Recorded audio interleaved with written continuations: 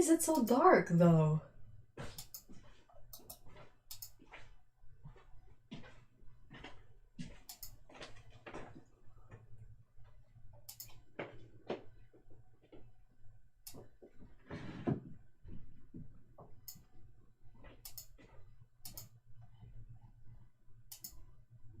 Okay. How is this? How is this? Oh, apparently you guys can hear. Yay.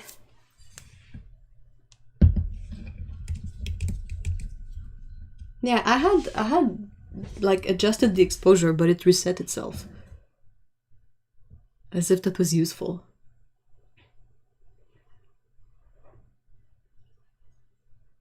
So how is this now? Is this any better? How loud is the sound coming out? Does it need to be louder?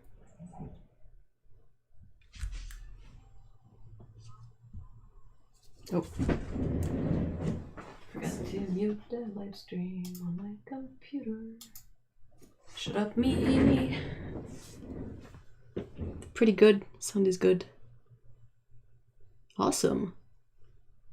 Yay! It's good, loud, no need to be louder. Awesome!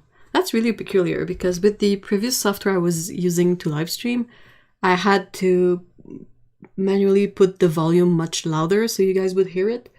And now I just plugged in the mic and didn't touch anything. Yeah, and it's loud enough.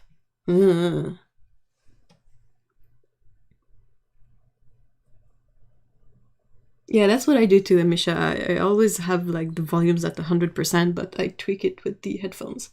So, hi everyone! I see that Yuri's here, Sarah, Cyan, Kevin, Amisha. And that's it for now. Hi guys! How are you today? Hey Alex! Dang, I was so worried that this was gonna be a problem to set up. I had switched from OBS a few years ago because it was giving me grief. But the thing I was using was not free, so I decided I was gonna try something that was free again because I don't really earn anything to justify keeping up the paying software. What made you switch to OBS? My wallet. Hey, Box of Paint, hi!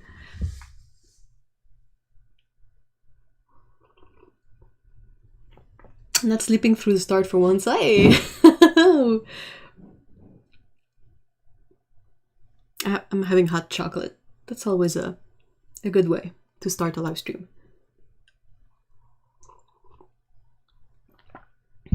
Ah.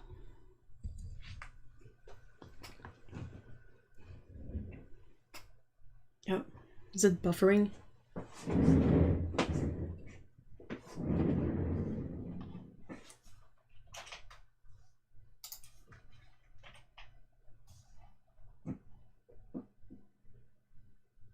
Okay.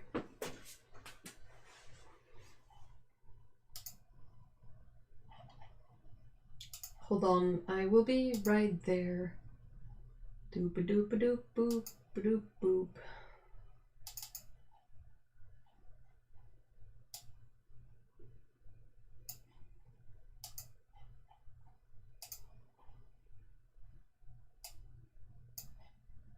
All right. Whee! Hey, Susan, hi. Hi, guys. I'm so excited for the snow. Apparently there's going to be almost a feet of snow and -7 degrees. How does FK likes the snow? How does she like the snow?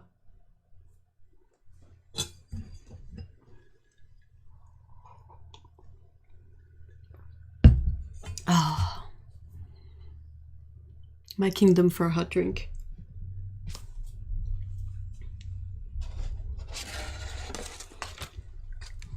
I don't know how doesn't seem to be showing up too bad.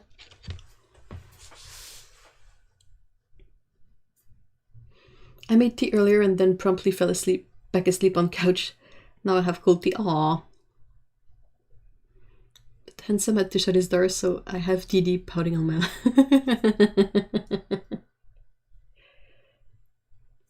I found a book on Rembrandt's portrait at the thrift store for $1. Ooh. Ooh, that's epic. Dang, I missed thrift stores for that.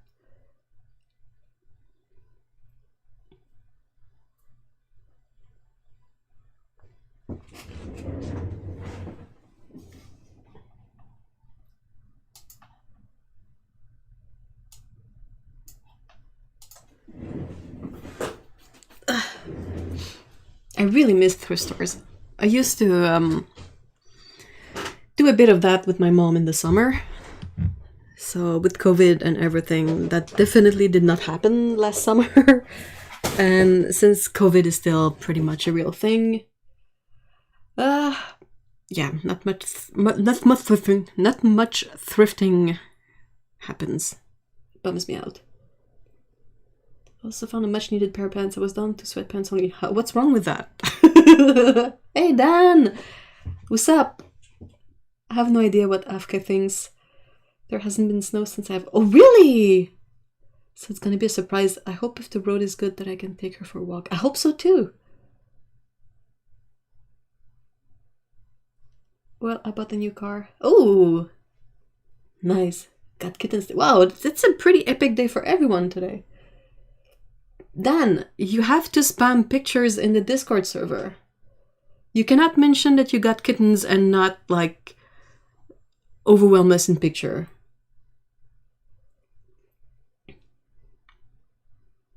Hey, Fairy Dust, hi!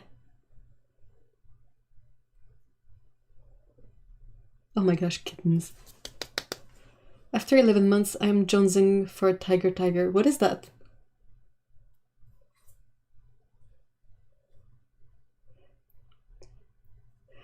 I will when they come out of the carrier. They're very nervous. Oh, poor babies. When I got Scout and Pico, they had just ridden in the car for a while and they didn't quite enjoy the car ride. So when they got here and they opened the carrier, they just came out straight away like, okay, enough of this.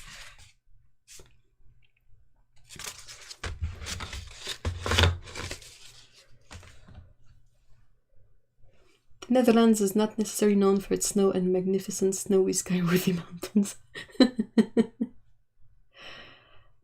We have a lot of snow this year. I need to go get my mug of tea because yes, I also have a mug of tea waiting for me. So give me a second, guys.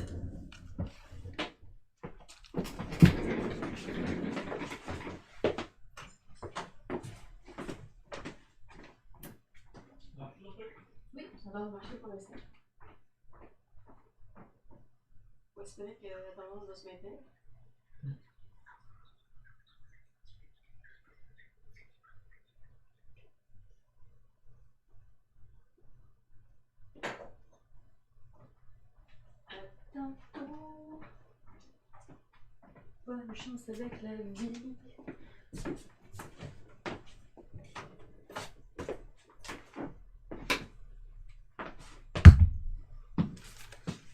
All right. All the hot drinks. They've been in there for 3 hours. That's something that can happen. That's fine. Just let them do their own thing. Hey, Patricia!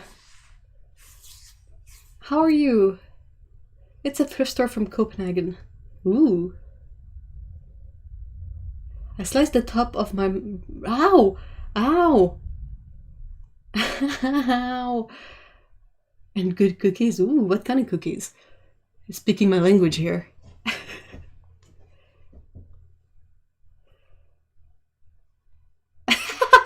Look, jealous of my hot drinks. Can't you put yours in the microwave? Oh no, you have a cat on you. You're stuck. Yell after Handsome so he can come and put your mug in the microwave.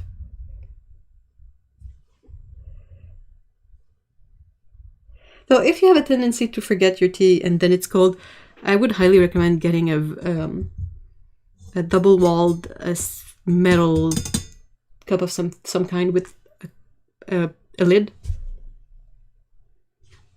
Or even a thermos. That will keep your tea so super hot forever.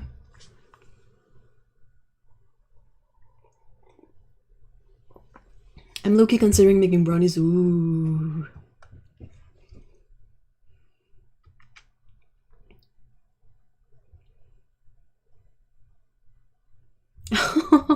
Oh no, Susan.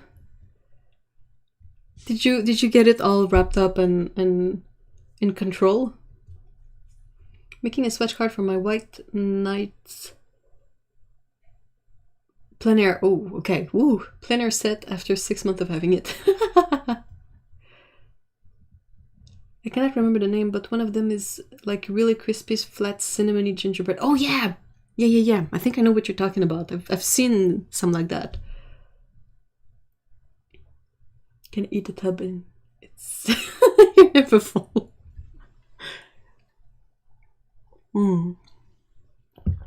I'm trapped. Do I keep Didi happy or heat tea? Well, you could make her unhappy for like 2 minutes and then come back and she'll be happy again. She'll forgive you. My radiator apparently decided not to work overnight while we had -10°C. And I've been cranky all day. I need chocolate. Chocolate and a few sweaters, gee. I had brownies last weekend. My kids spoil me when I go babysit. Aw.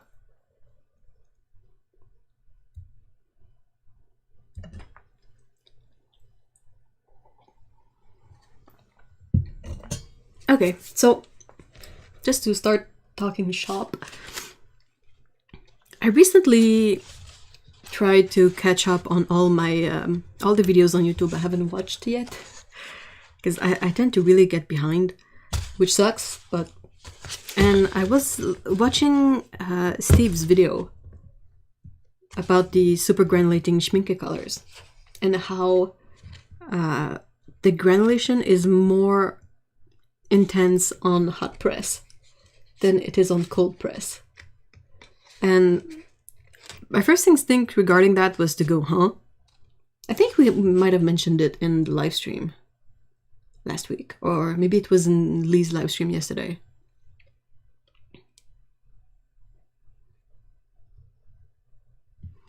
So yeah, so I had to really look at my stuff. Hey, Mikey! Whoop whoop! So nice to see you. Aw. Hey, have a great dinner, Kevin.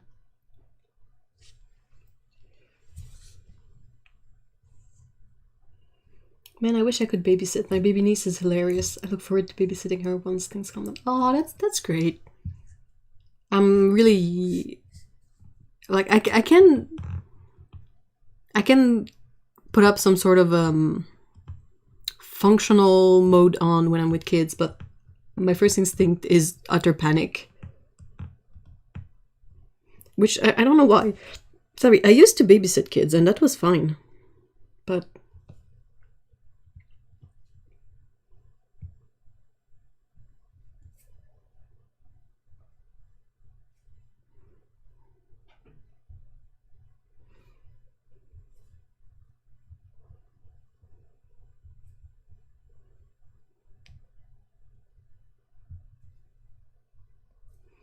my mom baked brownies and 3 cakes today. Oh, man.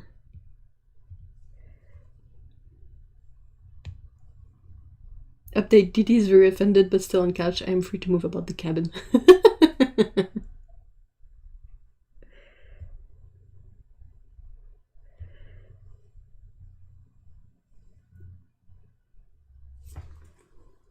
Sometimes I make fun of the cats, especially Scout, because for all her offended glares, she's still just a 10-pound cat, and I'm like a billion times heavier than her. And bigger, and she cannot really keep me contained.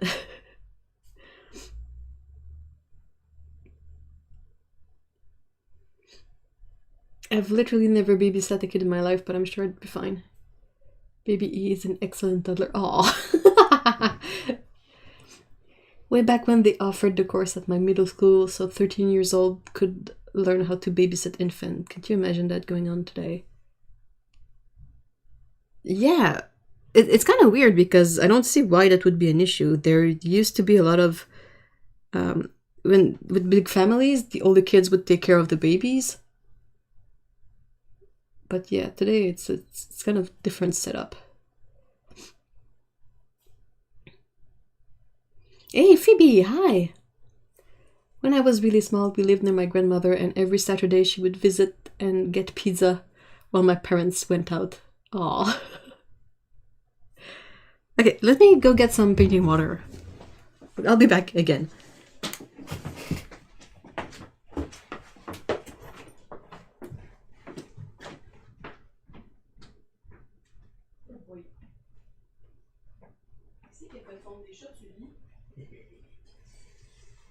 Les deux sont en genre de l'autre face planté, là. Non. Pourquoi vous n'êtes pas du même? Qu'est-ce qui se passe? On veut pas se faire moucher.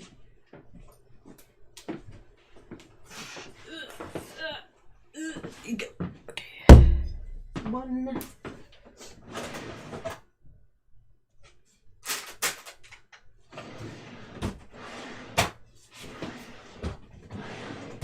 Haha.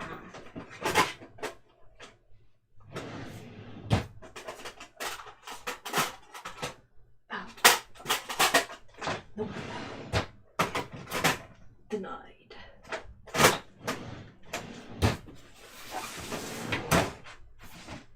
Ah.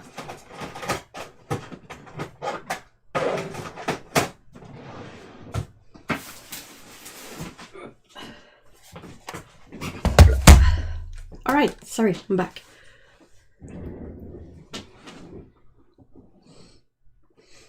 I was changing my little sister when I was 6. Yeah, that's what I am referring to.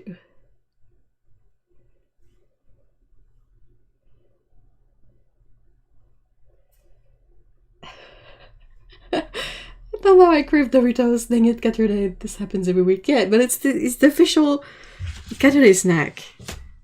Doritos.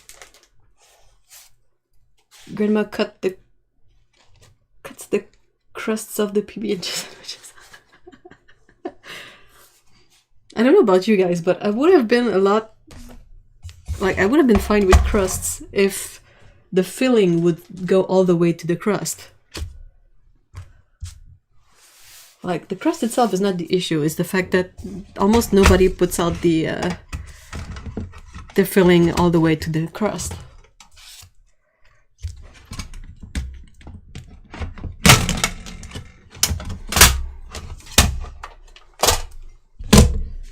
For the sake of space. So, what I'm thinking of doing today is swatching the Primatic colors I have on hot press paper to see how it handles the effects of the Primatic colors. Hey Mallory, hi! I'll also make sure everything goes to the edge because I get the crust.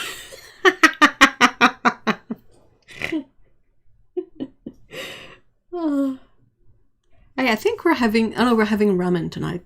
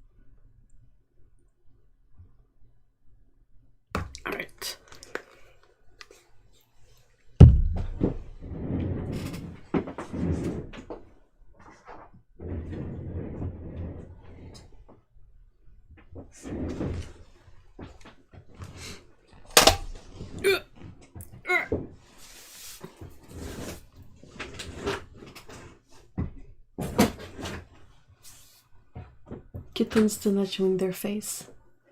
How do you have them set up, Dan? Where is the carrier? Where is the food? Where is the litter box? We'd need Heather in here. We have a big vat of Cool Ranch. I'm done for.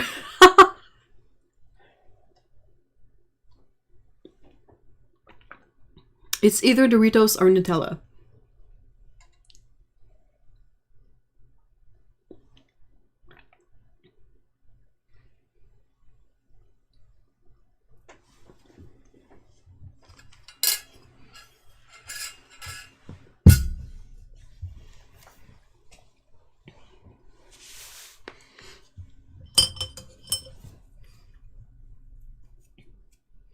Not getting any Permatic or Schminke paints, but I'm getting some Mars Black to play with. That's a really good idea. Doritos plus chamomile, life as a heathen. Well, it doesn't sound like too bad a combo, actually.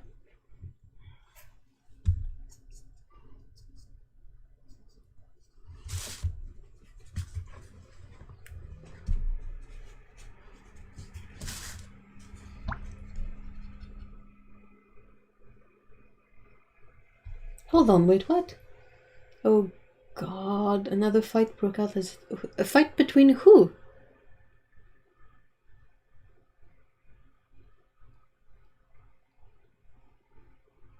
Oh, Susan, ow. It's gonna be tricky to make pizza though with a wounded hand. Unless you make it in a mixer.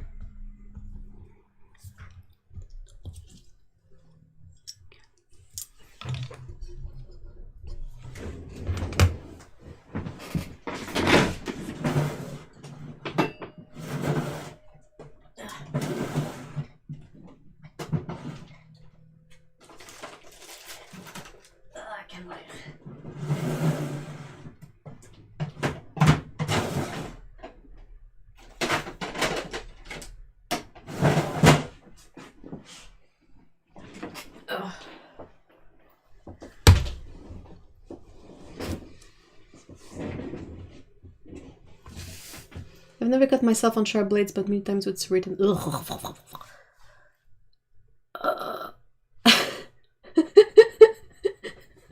Sorry, I shouldn't laugh so hard because it's well, it might just be immature and accept that.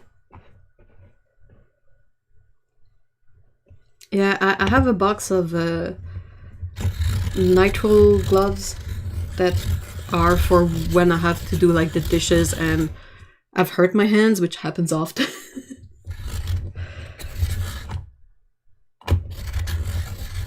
I've taken the front door off, but not the top. Where is the food? Where is the little box? Where is the carrier at?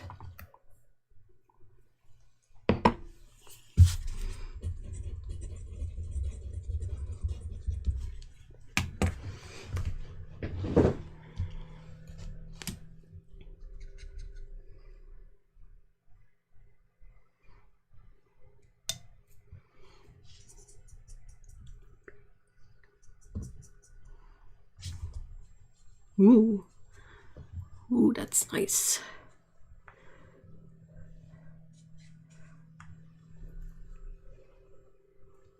Then that's fine. Let them move on their time. All in one room you want. The food, water, boys, box. Yeah, exactly.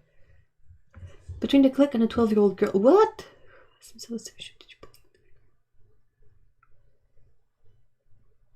Jesus. Like, what the heck? My god, that's uncomfortable. Yeah, that's the proper word for it.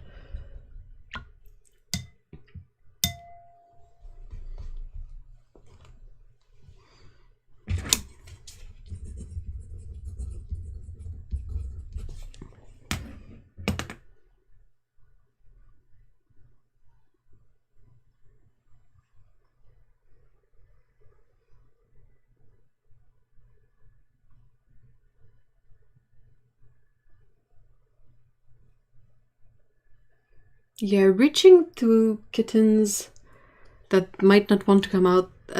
If they probably still have their claws, so that can be a bit of a hazard. But yeah, just making sure they're comfortable, they have the food nearby, the litter box nearby, toys, and that there are not any like loud noises or unsettling things.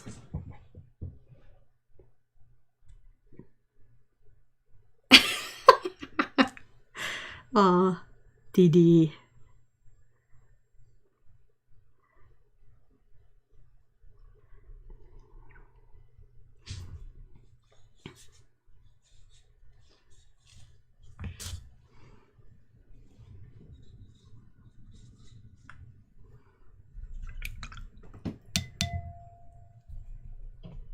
So paper bags are great, but make sure there are no staples or anything in them. Yeah.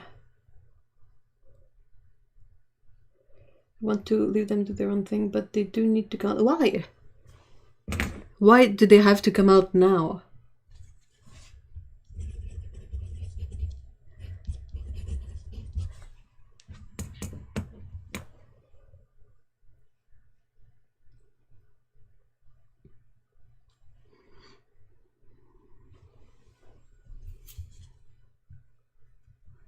Man, hot press paper is always a bit terrifying in the way it looks like it's spilling when it's wet.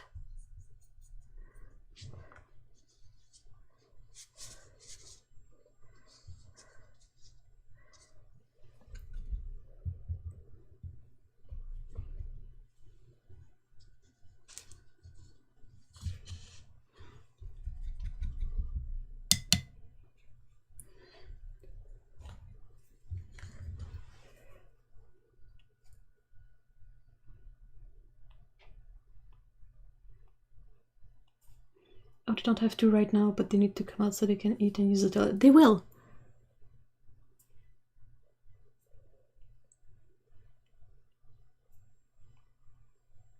That's the whole point, is that at some point they will be hungry, and like will need to use the toilet, and they will come out then, hopefully.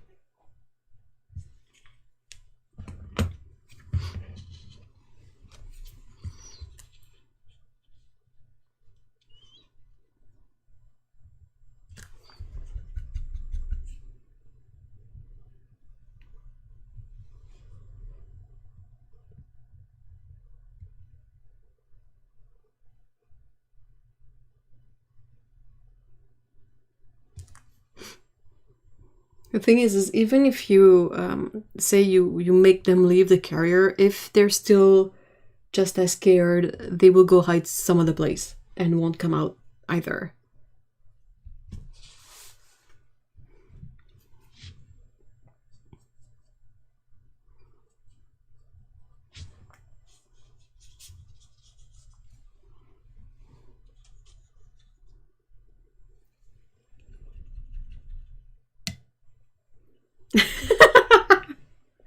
It's tough being a new cat parent.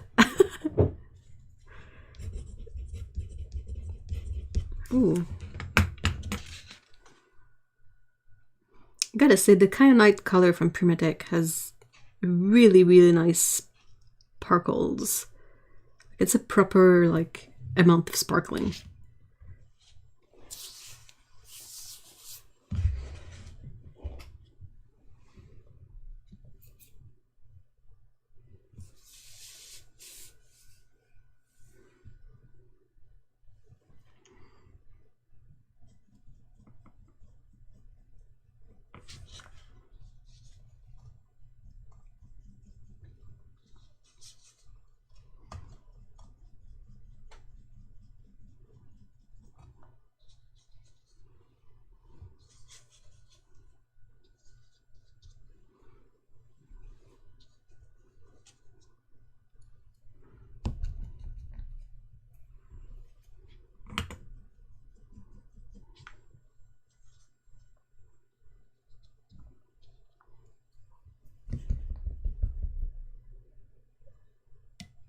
How would they hurt how would they hurt themselves then?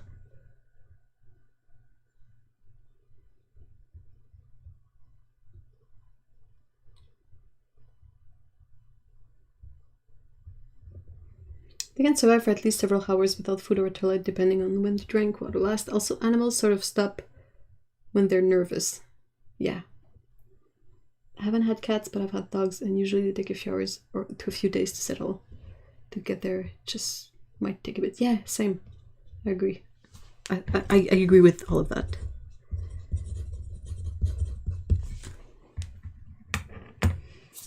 I also remember cats are not physically capable of spite.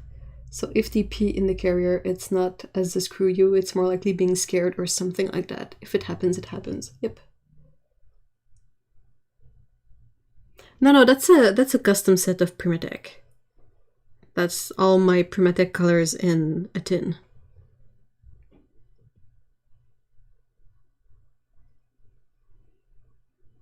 Like fall off something or get stuck somewhere. Well, that, I mean, you'll have to go to bed at some point either way.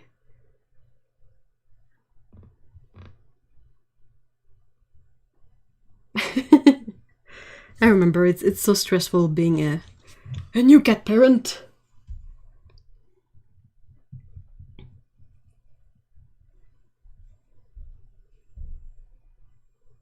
Oh my god, I would love a basket of kittens right now. A full basket.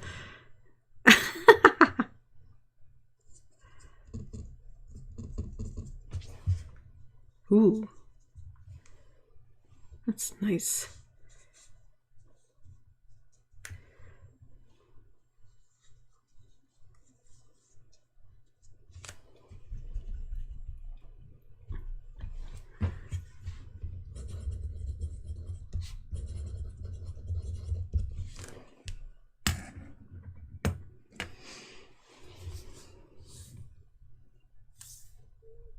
Just go around your place and kitten-proof the house, closing off access to getting behind the stove or fridge or in any holes. Put together an enclosure in your bedroom.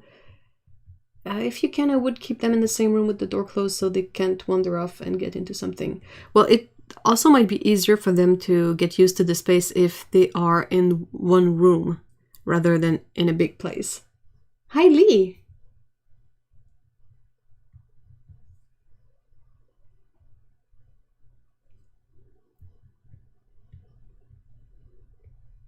Hey, Val! Hi! I'm keeping them shut in the living room for a few weeks while they settle. That's great. So if they are in the living room, just make sure everything in the living room is cat-proof. And you should be fine.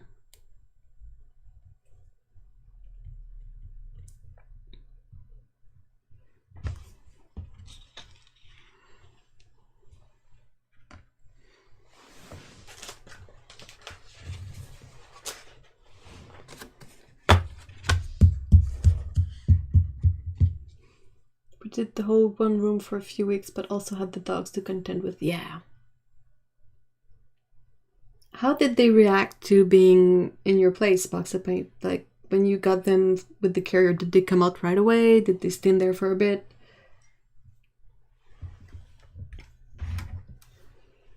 I love that rhodonite. Oh, it is so pretty.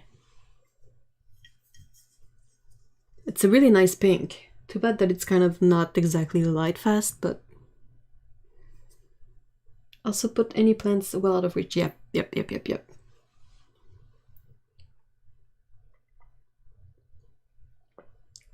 I've switched to hot tea.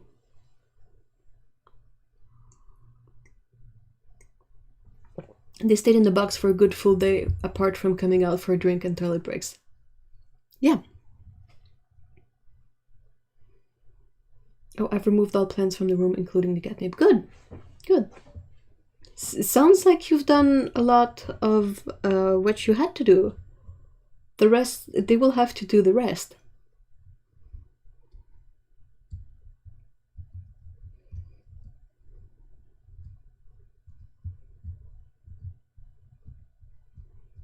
And then they got more and more curious. Yeah. Ron is dubiously supervising the pepper starting operation. Does he show any interest in the seedlings?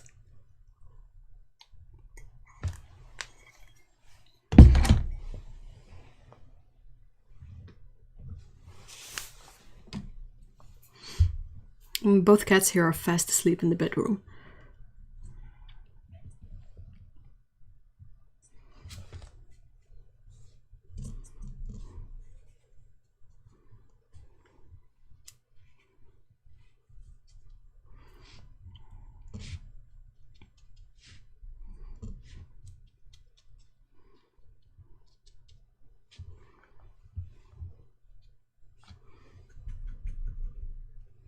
My catnip bag says no catnip for kittens under 8 months. And it's the first time I've seen that. Any ideas? Replacement bags. I don't know. We need Heather in here.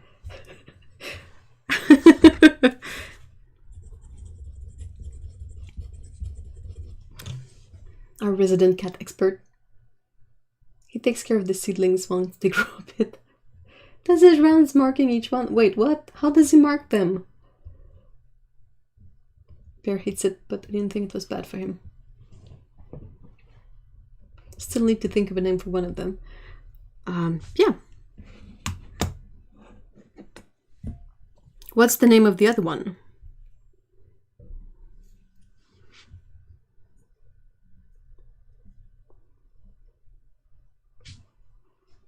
Ooh, that's nice.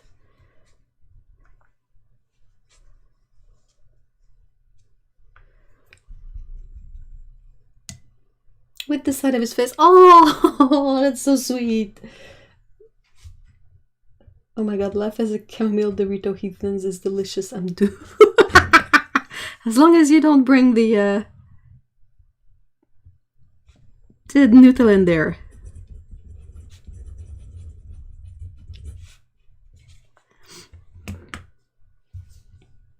Yeah, that one is amazing. That's Sleeping Beauty Turquoise Genuine. That's so nice. It's so lovely. So I have a black boy who is called Loki and a tabby girl who is Layla, but I want to change her name. Well, if you go with the Norse mythology theme, you could name her like something like Freya,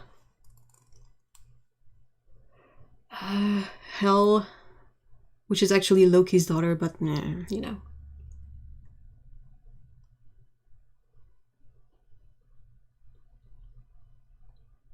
But yeah, I mean, there's a bunch of goddesses in the Norse mythology, so if that's the route you want. My mom has penned Lyra? That's Roman though, isn't it?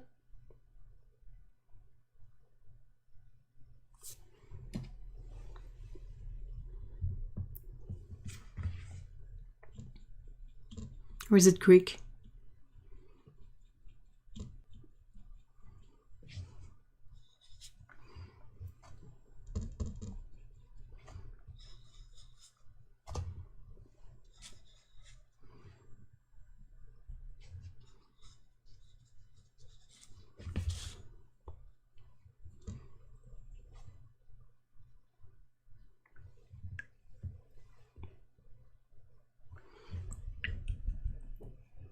Yeah, Naran is great with most plants when he establishes that they are his plants. That's adorable. I'm not going with the set theme, so open to anything. Okay, Lyra is Greek, but pretty. It is pretty.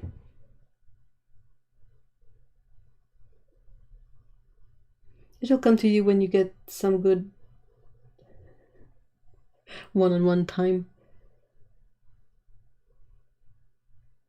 Yeah, that's kind of the same. I mean, we sort of had names for the cats, but we don't often call them by that. With the personality, you end up giving them nicknames, and those tend to stick a lot. Hey, Paolo! Chromatic granulation is pure tinctation, then a bit. Yeah. They're not all granulating, but I mean, this one, the Sleeping Beauty one, is A+.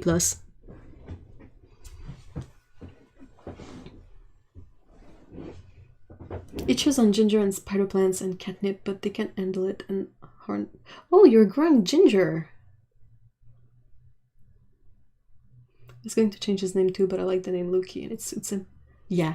A little black boy named Loki. Black cats are so mischievous in look. They're like a little shadow with eyes.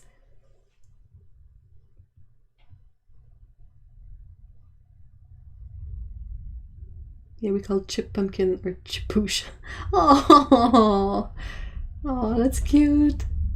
We call Peko Raton, which is French for raccoon. We sometimes call her raccoon too, like a raccoon. And Scout's nickname, sorry, is Babu. And it's a really long story why it ended up being Babu, but it really fits her well. Yeah, ginger is super easy and fun. Yeah, but where do you find the... I'm sorry, poor Cyan is like, get to the green colors! And I'm like, loo. Like looking at the chat and zoning out and being terrible at this.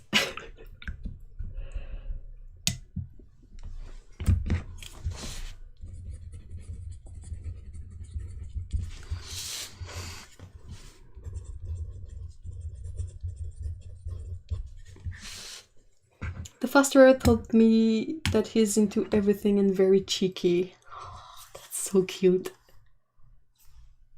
I think I told y'all, but the word bear strikes fear into our dogs for some unknown reason. But they think they're in trouble when he's being a turkey. And so nicknames are a necessity. I call my cat Goose, I don't know why. See, that's the whole point of the nicknames, is that like most of them, they just come naturally. Like I started calling Scout Tuna and Tuna Face like on a whim one day, and I can't exactly explain why, but it fits her. She's a Tuna Face.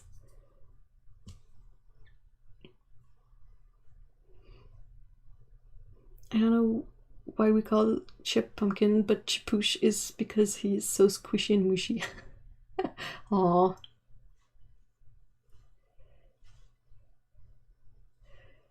Patricia says, my little Sydney is black and also into everything, smart as can be and full of mischief and love. Your little guy is well paired with the ginger. Is your other cat a ginger?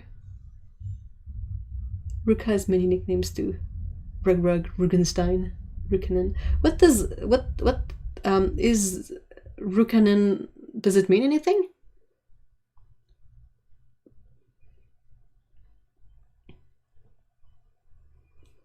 I'm still amazed at how bad cat breath is.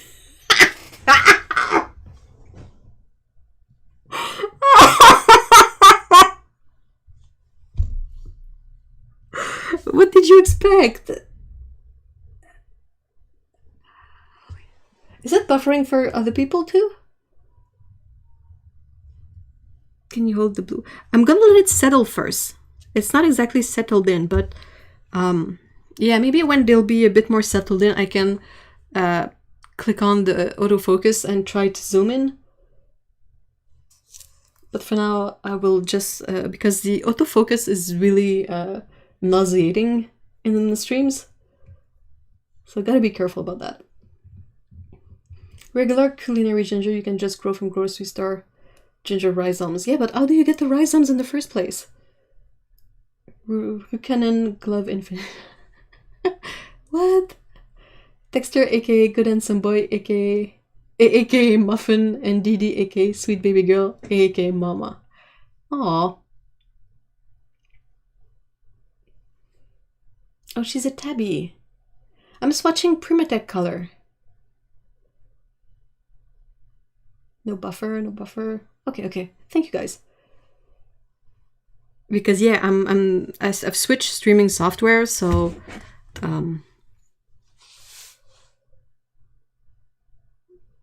not sure, but Emmy's burps can peel.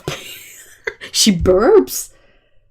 Is something off with her food? Perhaps she has some issues digesting the food. Because my cats don't burp. They yawn, and when they yawn, you kind of die because ugh. But otherwise, they don't like have particularly bad breath. One of my friends had issues with her cat having bad breath, and she would put some additive in the water bowl. I think it was chlorophyll based, and that helped with the general breath of the cat.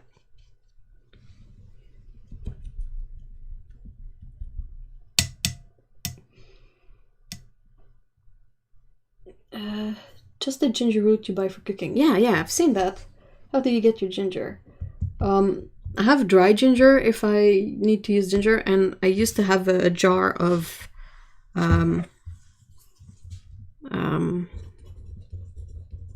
like pureed ginger. Also work for turmeric and gangal.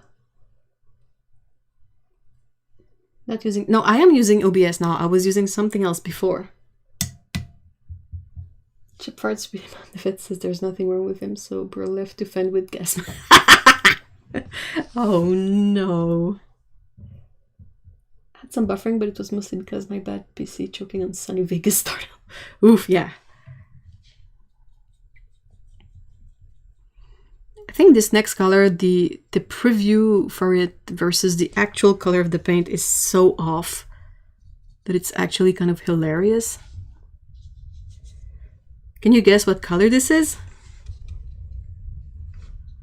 If you can guess, I'll be impressed.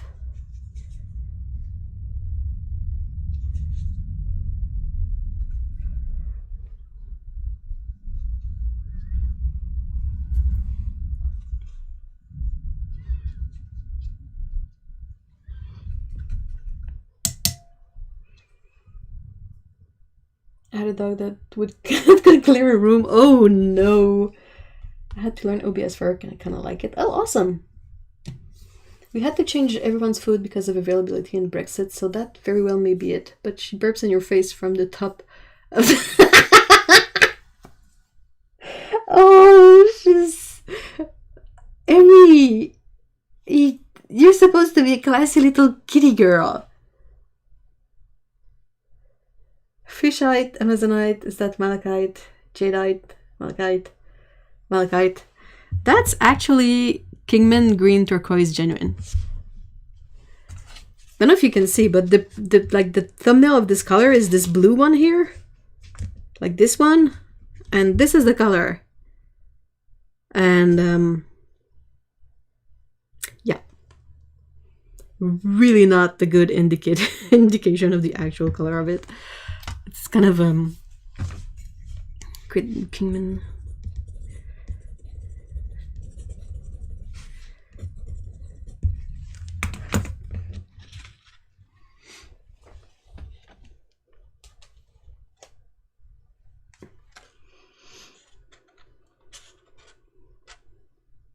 So you get ginger root actually resemble, yeah.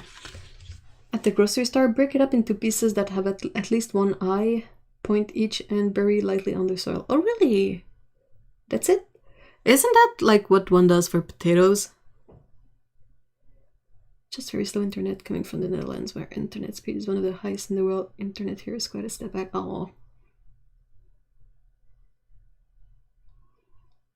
Chip keeps licking the floor on my ears. Eee. Yeah, I would freak out too. That's total face advertising. It is. But I'm fine. I prefer the green color of it, but like if you buy it expecting the blue and you get the green, it's quite a surprise. Do you have any problems with wetting Primatech?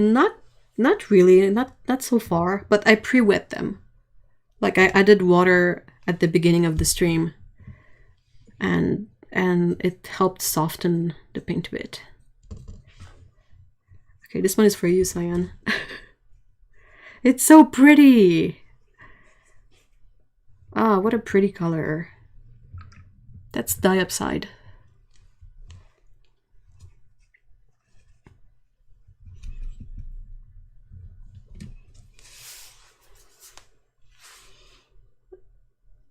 Mine are like low stones, but soak them for a while before I want to paint and most go back to normal. Yeah, same.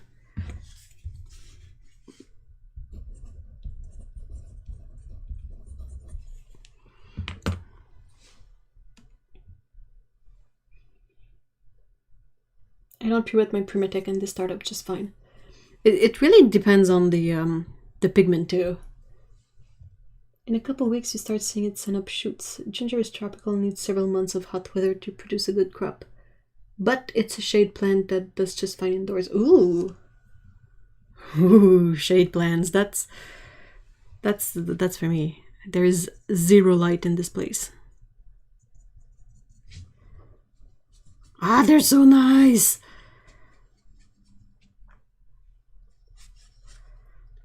Really need to think about using these colors more because dang.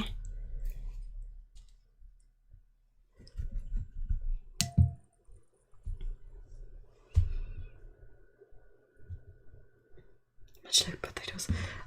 Yin Min has a lot in common with Vivianite in terms of hardening and becoming basically unusable. I was so bummed out. I dug out my pans of Vivianite that I made yesterday, and they're pretty much unusable. Just expensive nuggets now.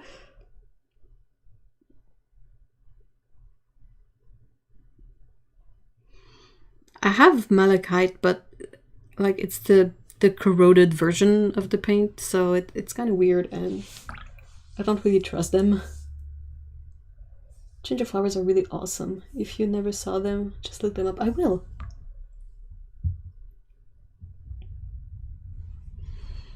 There's still some greens to go. Serpentine.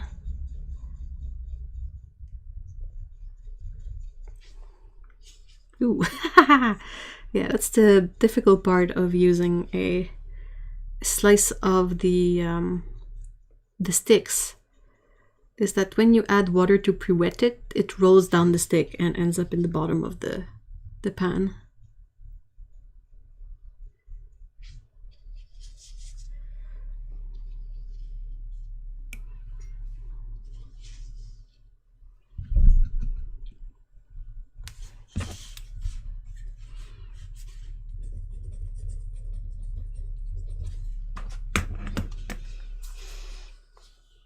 What are the most useful chromatic colors based either on uniqueness or mixability? It really depends on your taste. Aw, Misha, what? Aw.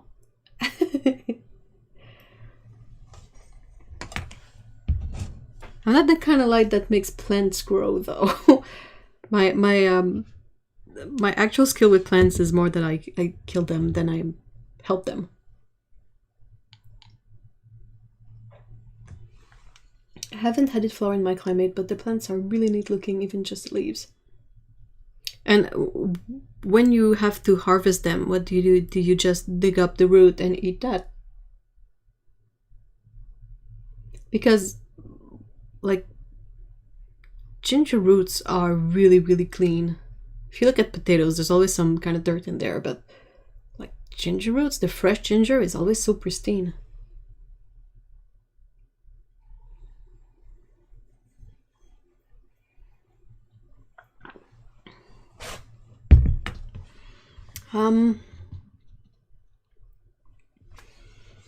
Yeah, in terms of useful, it really depends on your taste. Like, I think sodalite to me is a really useful color because it's a muted blue.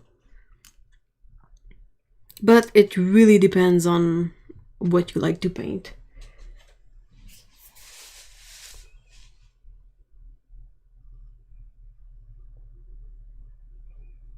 It's really smooth when it's fresh, so easy to rinse off. Oh, interesting. It's so easy to peel also when it's fresh.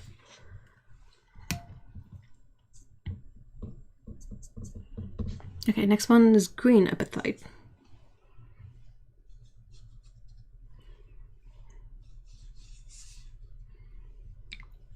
Yeah, that one was super easy to re-wet and is like super juicy.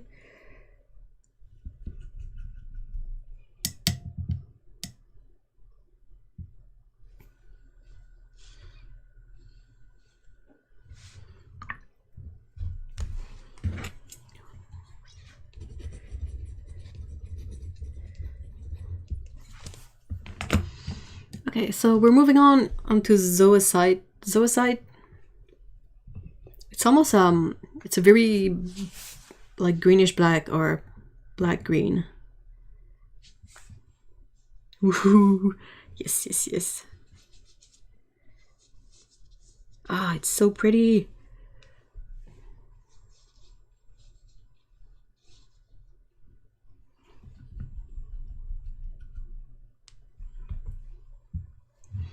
And then we're on to bronzite, so really steep change of color. This bronzite looks really, really hard.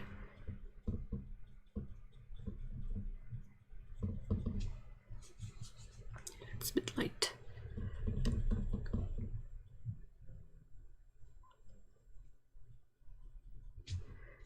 Ah, but it's sparkly.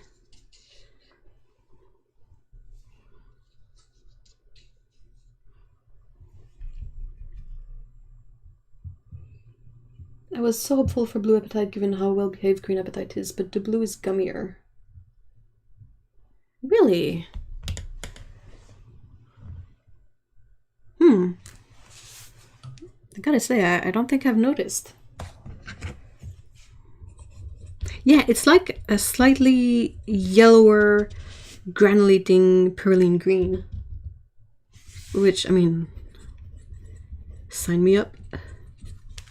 Bronzite is also one that has some sparkles in there. And yeah, it has taken me quite a while to acquire all these Primatics. There's a few in there that are pans from friends. Because I don't have all these in tubes. Would be expensive.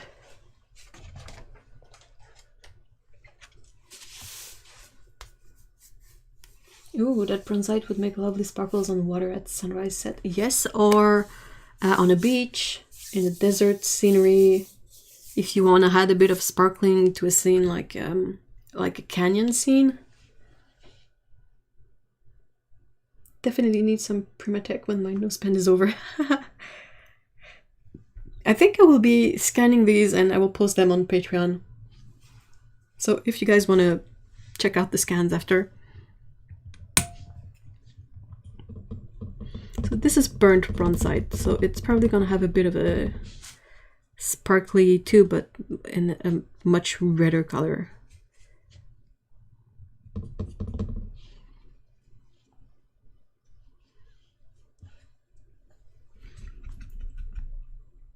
Stay strong, Simon. Yes. Make a list.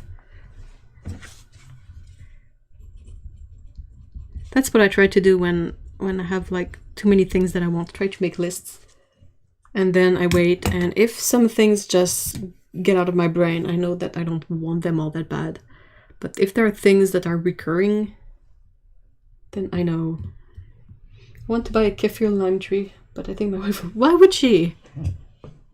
How bad is your garden, Paulo? What is this one? Java Pie Genuine.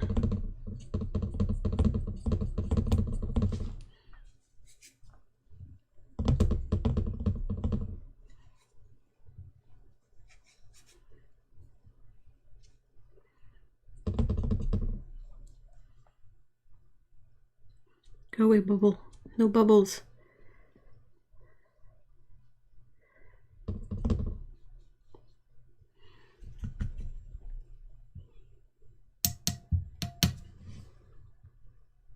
Maybe I can pass it as her Valentine's gift. Oof. I have a kefir lime. Oh yeah, that's probably what you meant, Paulo. Kefir is the yogurt thing. Well, I don't know how no buy this year is anymore since new car. Well, you needed a car. That's not the same.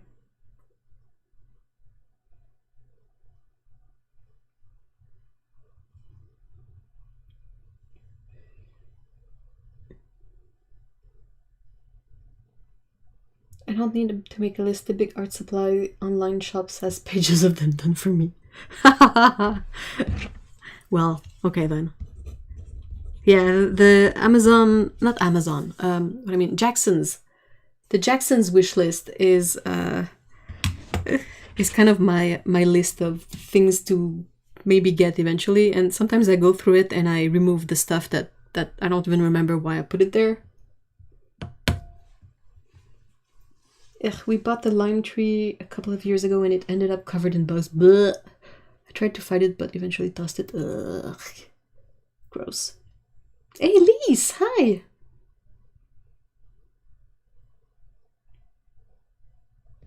It's nice to see you. I hope you're doing well.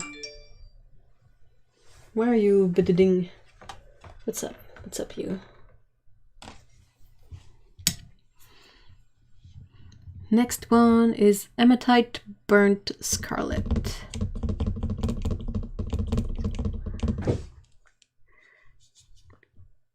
This one is supposed to granulate nicely, so let's hope for it.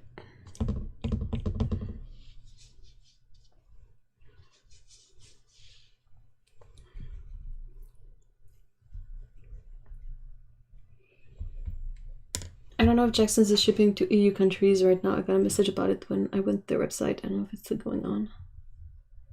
I have no idea. I'm not in a EU country. Hematite, I mean. Burnt. Is that it? Yeah. I think they stopped because of Brexit, then they started again, then stopped. They shipped just a price. Hey, Katarina! Hey, Katarina, hi!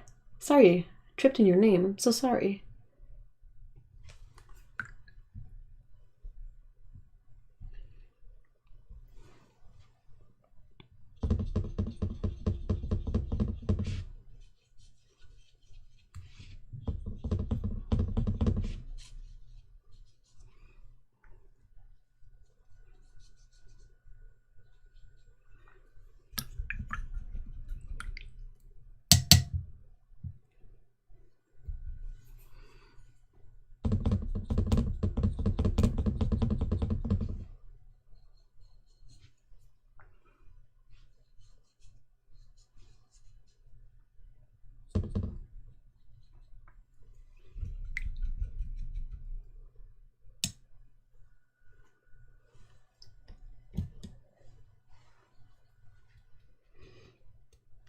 We are very sorry to inform you that DPD are continuing to experience technical issues at EU customs with commodity codes.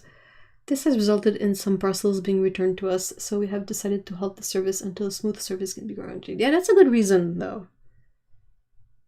I mean, I can understand why they would want to pause it until it's fixed.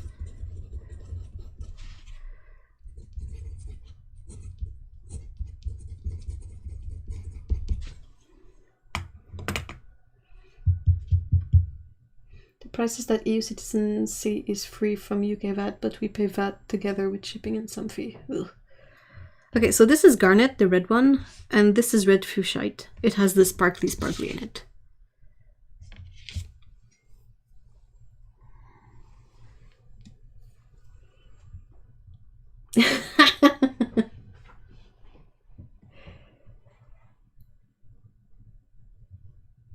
Oh. Yeah, that's understandable, Lise. If the screen is too much, we understand, of course. Oh no. Sorry. Her tongue got tangled around her eye teeth. She couldn't see it. My canines.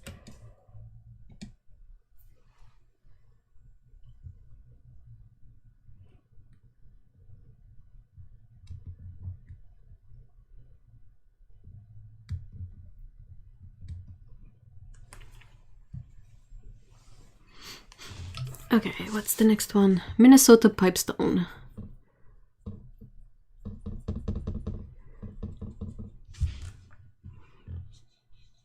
Oh, wow.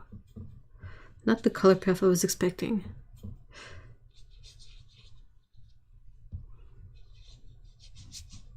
I've molded this color. It's called cat linen, I think. And the one I had was much pinker than that. This one is redder than the one I made.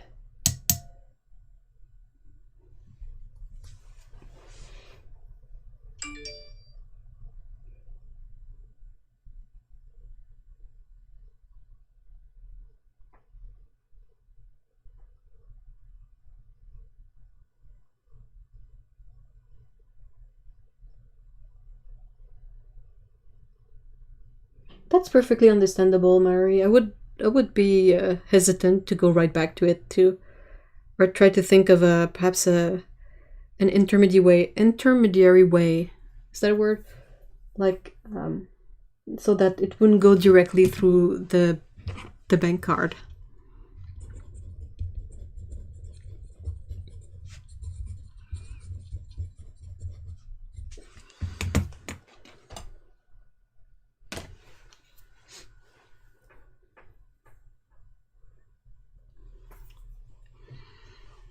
Okay, Sedona Ginrin is the next one.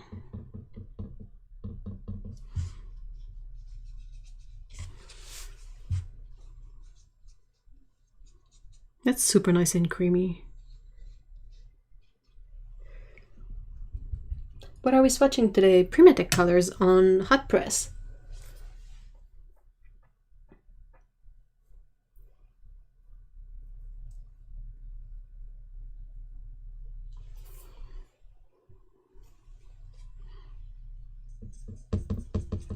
And this last one that I'll try to fit in is Pipestone. Pipestone, sorry, Piemontite. I can do words.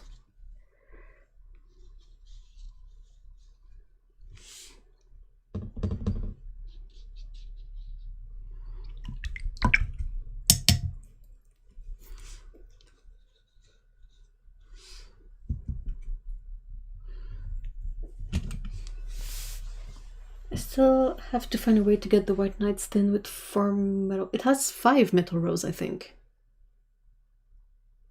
It's only available from Great Art UK. Jackson's has it. Is that the one you mean? The purple ones? Like it looks like a regular big thin, but it has an extra train there for more paints. I just filled one such palette yesterday. I order paints in a new palette and think, now I have a complete palette, and then I have swatch colors and I get a whole new case of the... Oh no, I'm sorry. I'm so sorry.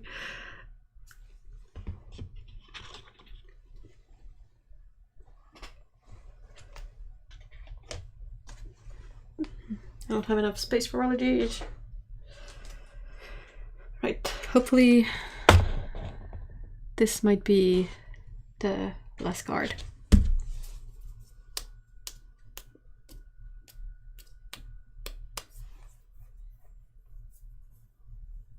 I'm also drooling over White Knights and tin, but I already got too much paints this year. Aw.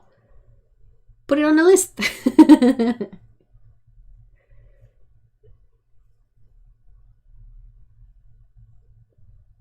It's very hard to watch stuff like this and not get any cute case of the grabby hands. I never know if it's actually useful to do that kind of swatching video, because on one hand it's super interesting to see the colors themselves, but then again, like, is it too difficult for all the no-buy and the like the wallets?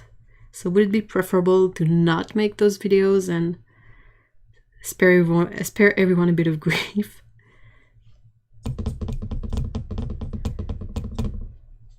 Wow, that's not... This one is so weird. I think this one might have not been the best sample of the paint, because I might have gotten a bit too much binder and not enough pigment, but that will have to do.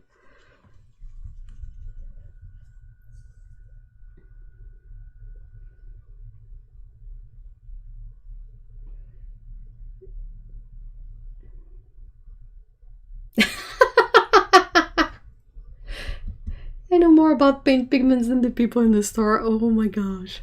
I haven't been in the store in months, of course.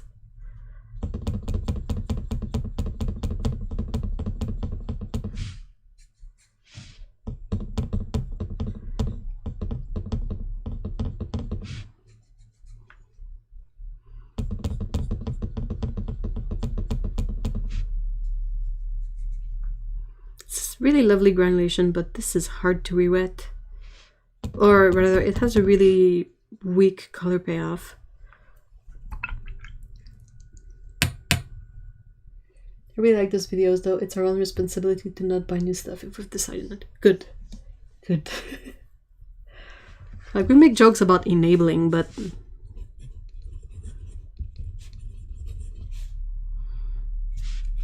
Tiger's Eye and Burnt Tiger's Eye.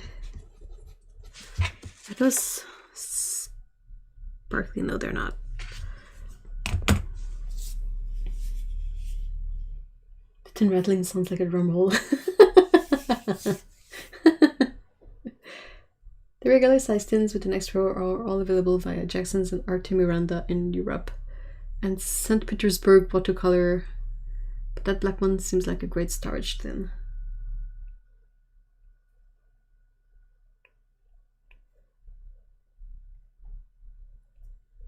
verging on frivolous seed order aside.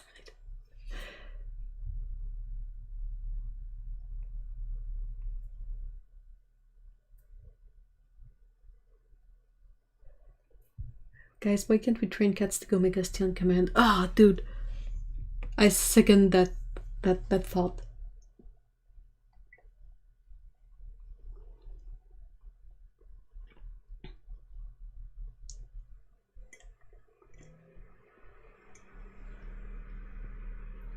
I have to say that the tiger's eye pigments are a disappointment compared to how pretty the stones are. I agree.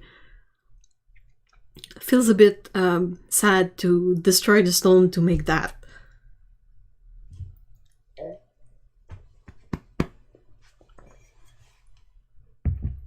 Sorry. When I'm done with the swatches and we wait for them to settle a bit, I have to show you the pan I filled yesterday. The tin I filled yesterday. I just got myself a starter set of Schminke Academy gouache. I couldn't hold myself back from gouache anymore. Awesome!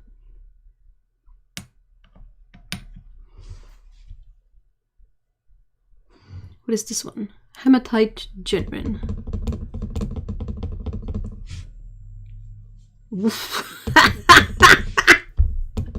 Wow, that was so underwhelming. What is wrong with that one? Oh my gosh, what? It's not supposed to be this week.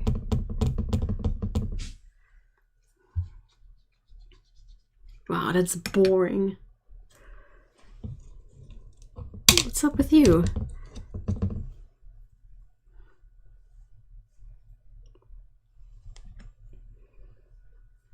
Oh, good night, Cyan.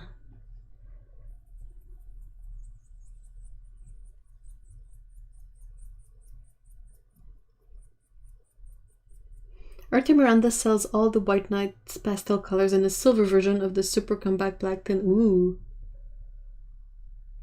Buy the tin and resell the colors.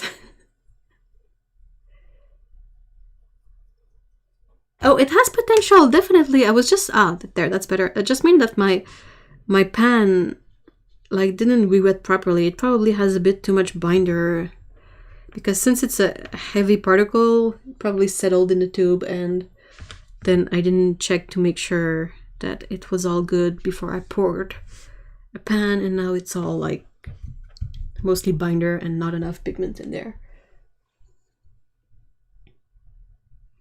Because, I mean, I've seen people use hematite and it's much prettier and much more intense than that. That was just disappointing. Okay, another one. Hematite Violet.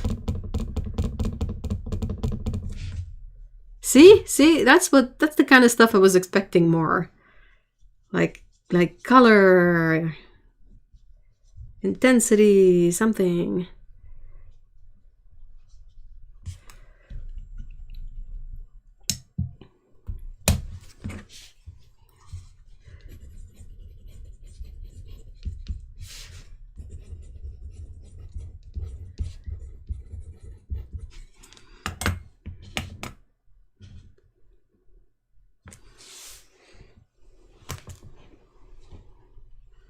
Next is Mummy Bauxite.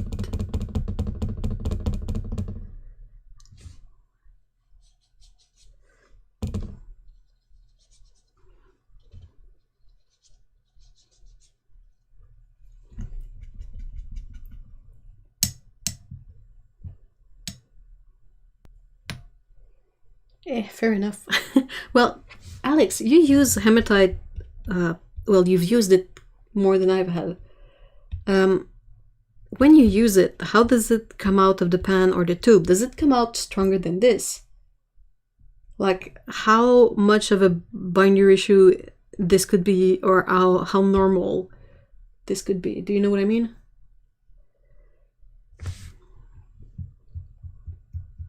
Hematite Violet is so pretty. It is. Hematite is a pain in the butt to make. Yeah, it's a. I think it's because it's a like hard pigment.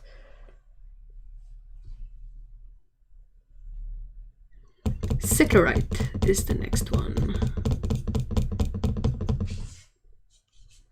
Oh boy. Yeah, that's annoying.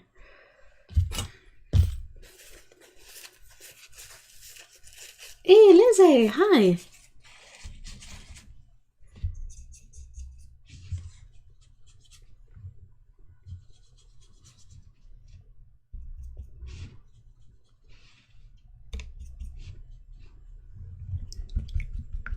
It is pretty weak tint and strength. I don't think mine is much more intense there. Okay, good to know. Because, I mean, this one is super intense, and this one, they're supposed to be, like, somewhat...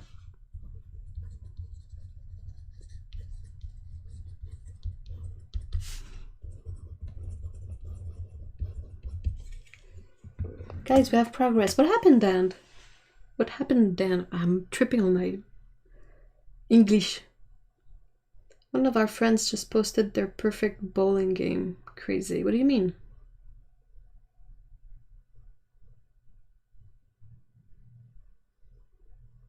One time my dumbass... Why? Kevin, what happened?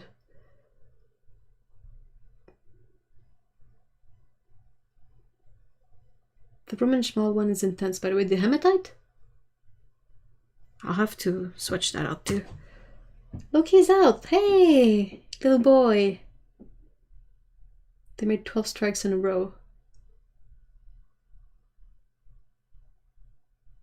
Yeah, I understand that part of it, but what is crazy about it? Like, I'm just wondering, is the fact that they got 12 strikes in a row the crazy part, or is the fact that they go to a bowling alley during a pandemic the crazy part? Which one is it?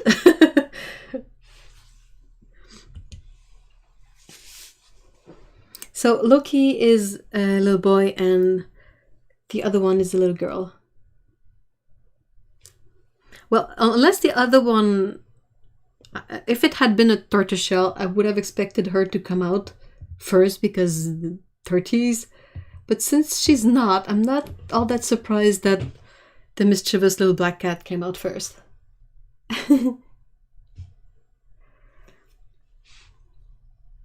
Okay.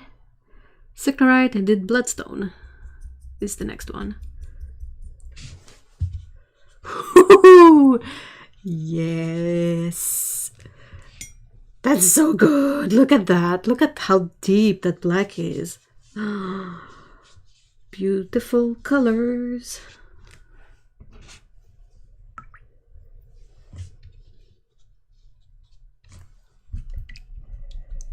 Oh, he's gone back in. Yeah, that's fine. Just leave him. Come out, come in, come out, come in, come out, come in. 12 in a row is hard, but crazy is apt in both senses. Sorry, I dent the alley. Crazy talent. It's their league championship and they are practicing social distancing and mask. Oh, awesome! Yeah, I also dent the alley, so I feel you on that. There's something about dislocating my drawing arm that's not worth it to me. I often just, like, you know, swing the bowling ball between my legs like kids do. That's me. Okay, let's put a heart next to this one because it's so pretty. There you go. Venta Black Who, I know, right? Look at the texture of that. What series is this one?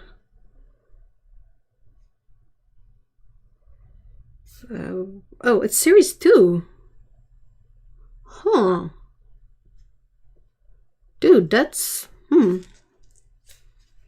I think Mars Black is series 1, but if they were both series 2, I think I would go for the Bloodstone rather than the Mars Black personally. Because that's amazing. This one is a bit too juicy to do good. Oh yeah, okay, let's soak up a bit of that.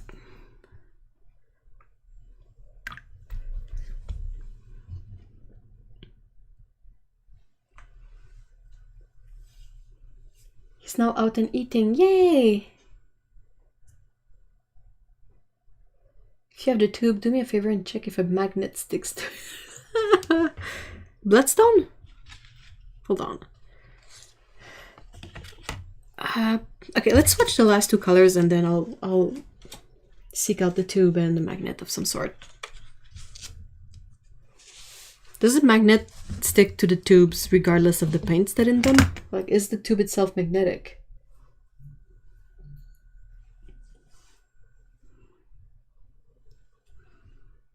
Okay, so next one is black tourmaline.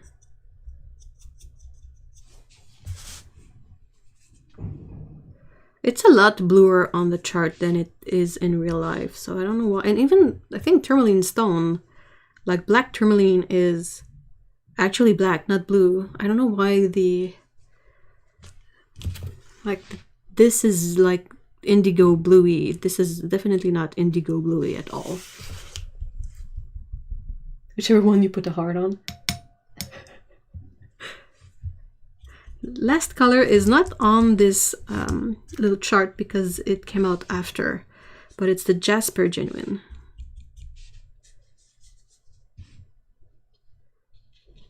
Go away, bubbles. No bubbles. Bubbles, bad. I've only had magnets stick if the paint is... Okay, cool. Check it out. So that's Jasper, and that's black tourmaline. Tourmaline. I can do letters. Okay. Let's grab the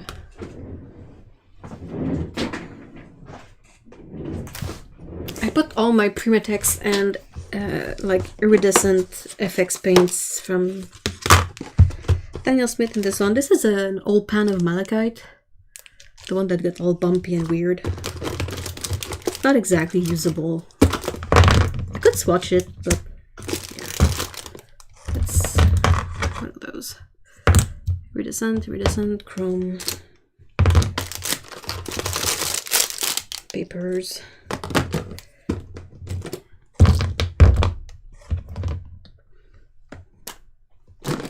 Black tourmaline, that's not the one I'm looking for. I have two, apparently.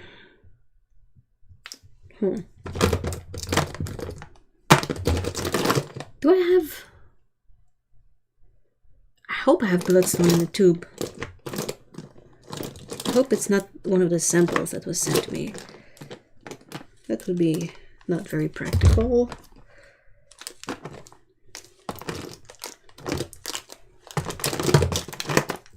Ew. Ugh. I caught a whiff of my garnet, the stinky one. It smells like butt. Ew. Stinky. Stinky. Bloodstone, there you go. Why is the tube purple? Why?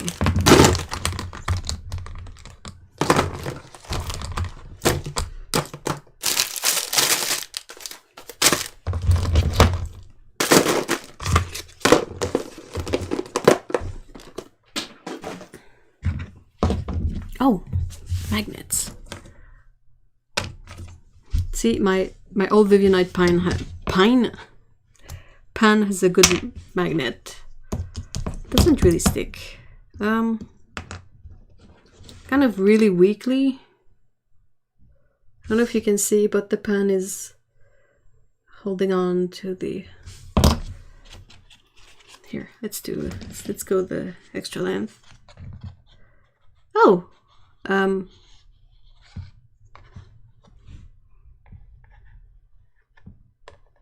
Yeah, I can see a bit of movement. It's really, really faint. But like, I can see the shape of my small magnets, which I can't see in the other colors that are not magnetic. Yeah, Bloodstone seems to be a bit affected by it. Interesting.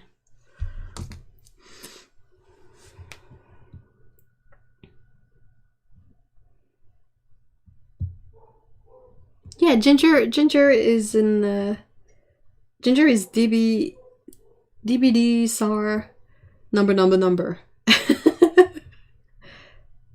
Ginger, aka Alex, aka odd username.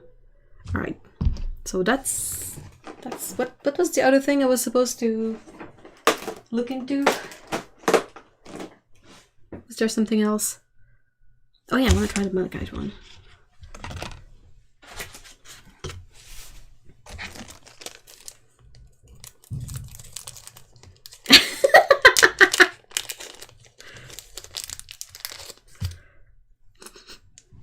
Oh, it's really like hard.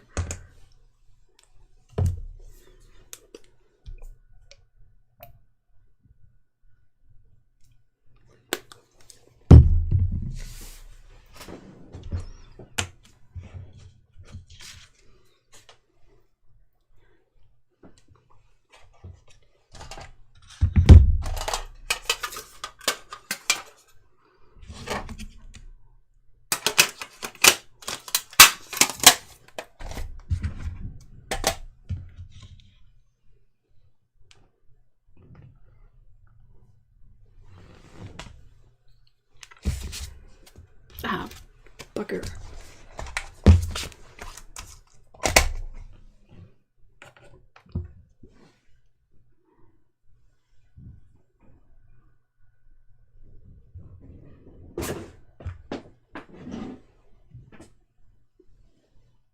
Okay, hold on. All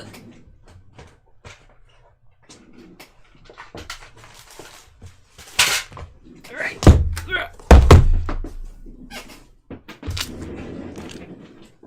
Hey, Otto! Yay! Hi! How are you?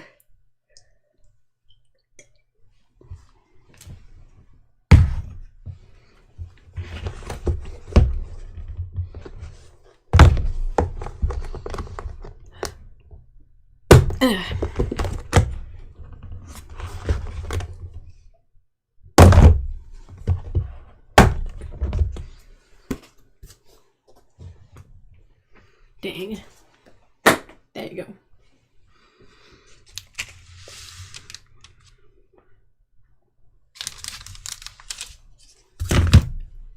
That's my makeshift Roman Schmoll palette. So regular colors are under here. New colors are in this awesome tray on top. We could swatch the few I know that are specifically granulating. So we have the hematites. Come on. Goethite, glauconite, malachite, ravenite, azurite, and butcher's pink. Oh no, we gotta put in some like Misty Morning and Shadow Violet. And cobalt colors too. Whoa. And that one. Okay.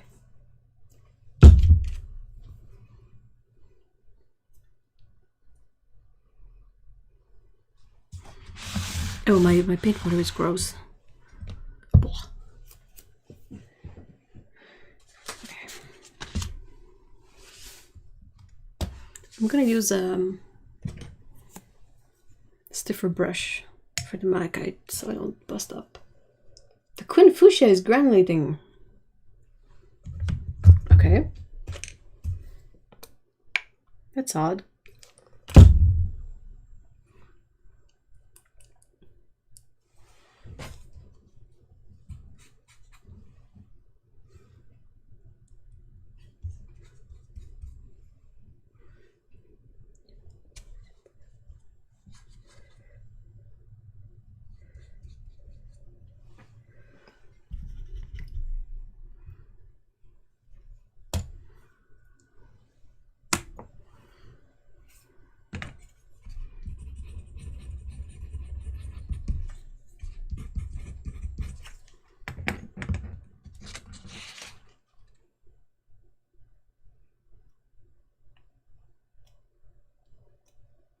Dan's got some cats now, so it's not just the boys. It's the boys and the other boy and the girl.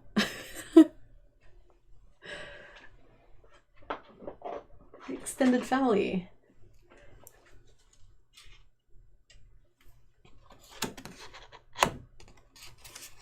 let's keep up. Unless you guys want to see something else, you just let me know. Or maybe I should... Okay, give me a sec, I'll... I mean, come on. Be right back.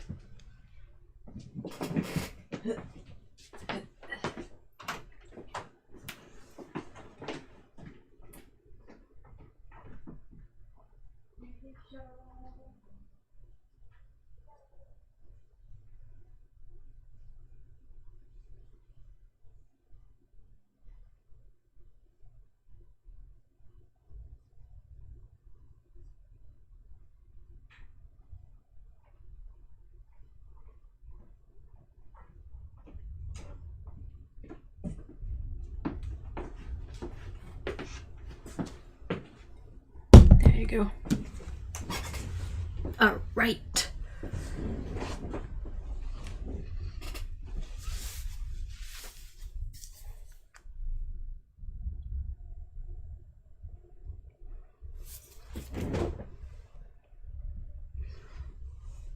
Hey, Lena. Hi.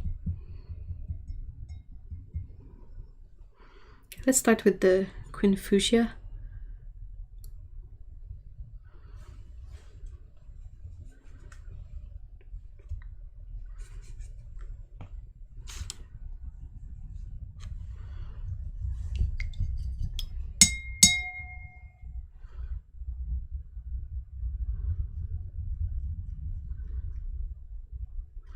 I was talking with Otto and we were discussing how it would be really neat if these kind of trays would be available for sale. My initial plan was to put the Roman Schmal pans into a White Nights palette, like a plastic palette, the big white plastic palette. Because since I knew there were a couple of unstable pigments in there, I thought that putting them in the plastic palette was like safer so it couldn't react with the metal. But they don't fit. Hey, bye Mallory, thank you so much for being here.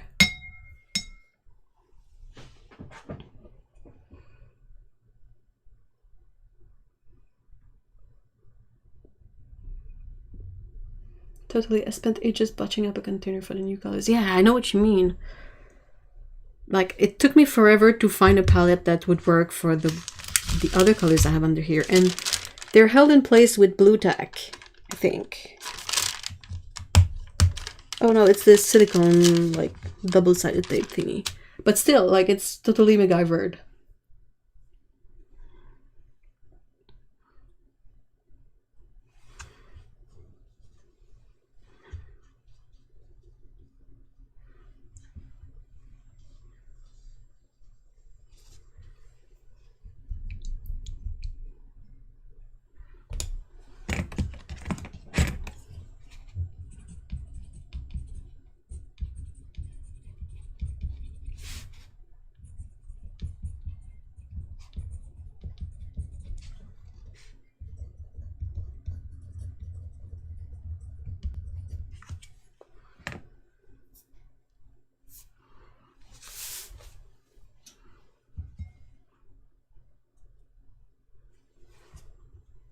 Whoa.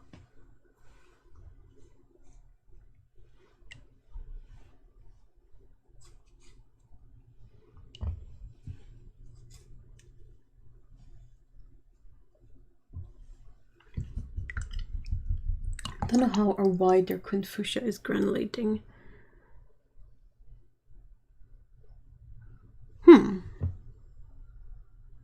Trying to think why it would do that.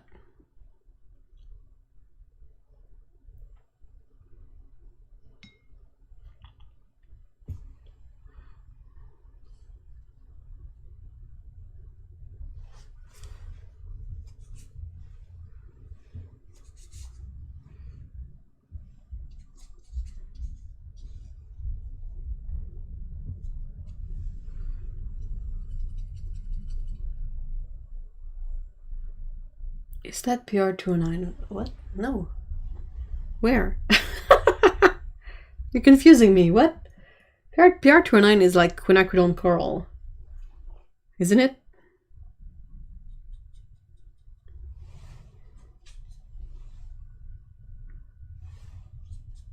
Oh, that's That cobalt blue deep is so pretty, guys.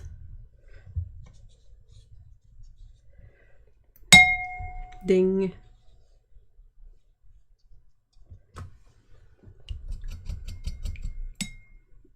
Do you mean the pink?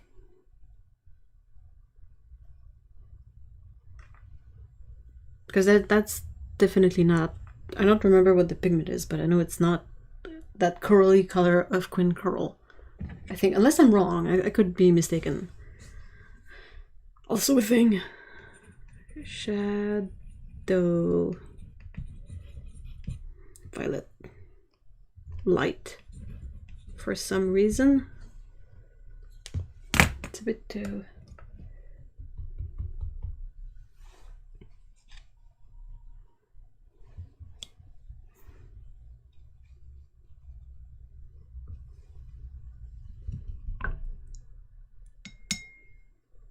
I don't remember what's the pigment for the Queen Fuchsia. Looks like PR 122, but I don't know.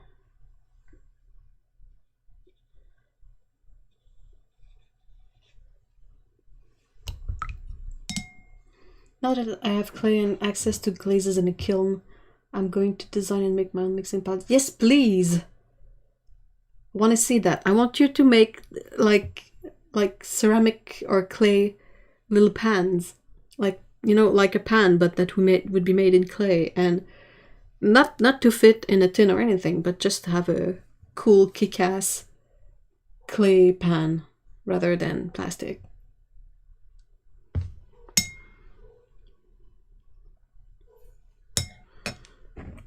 What's this one?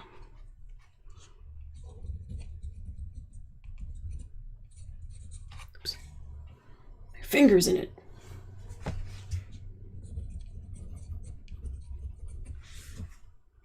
Cobalt blue deep.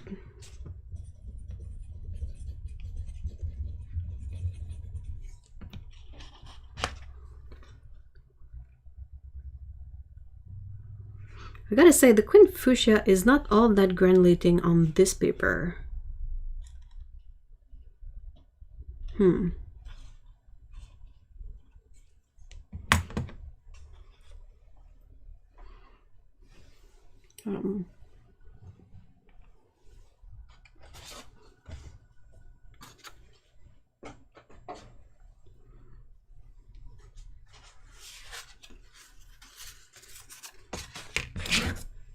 Okay, just a few more swatches and then we can sort of zoom in onto the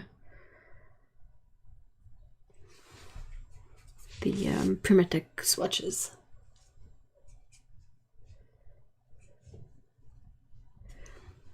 I might make it A3 sized. I mean, it sounds awesome. I think you should try and make it a modular palette. Like pieces that you can either put together to have something that is A3, but that is a bit smaller, so less chance of breaking it. Hey, thank you so much for being here, Susan. I hope you have a great weekend.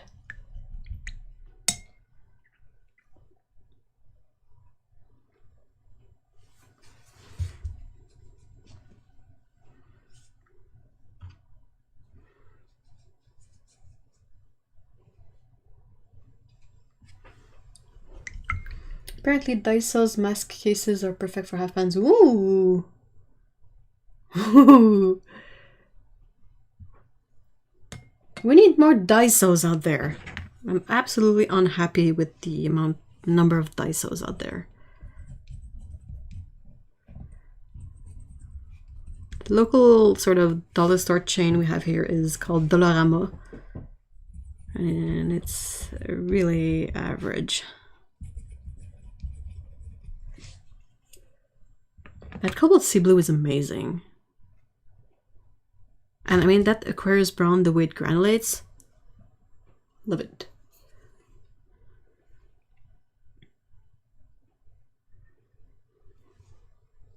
Dang, that's strong.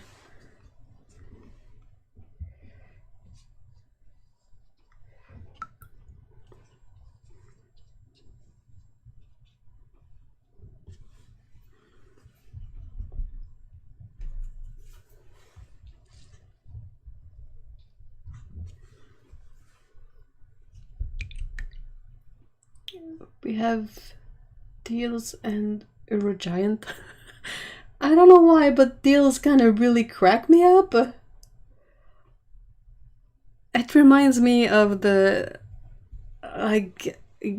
cracked games, like the pirated games in the 90s, early 2000, that were called Wares with a Z because they were cracked. So now every time I see something with Z, I'm like, oh, it's a pirated deal, it's a cracked deal. Woo! That's a pretty cool boat. No, those are Romanschmal.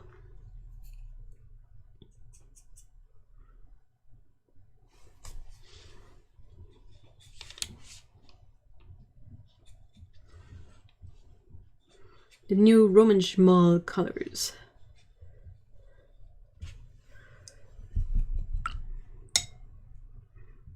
Man-Castle. I have to check that out.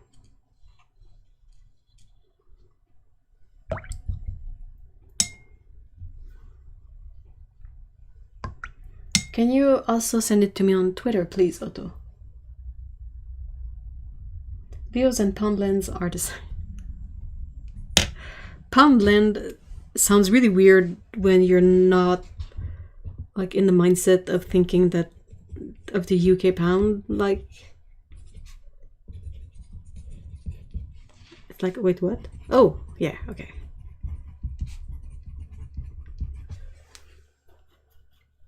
Deals sounds very 90s chic. I'm glad it's not just me. I actually did consider getting a mask case for a palette. I don't think I've seen mask cases. Aren't Romanschmal? Yeah, they're called Aquarius. You're right about that. Who recommended me the new Doritos guacamole flavor? I think that was Box of Paint, right? Yeah, deal sounds like a TV shopping service.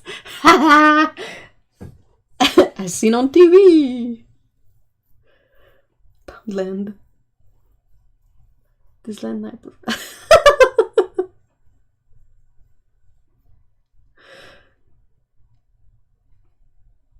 The Roy does.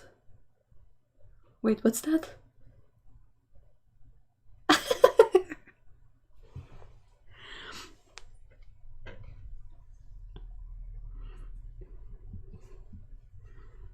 I mean, beats Dollarama, which has a really 60s feeling to it. Oh, Lazarite. Yes, yes, yes, yes, yes, yes, yes, yes, yes, yes. It's a bit gummy, it's a bit weak, but it's so pretty.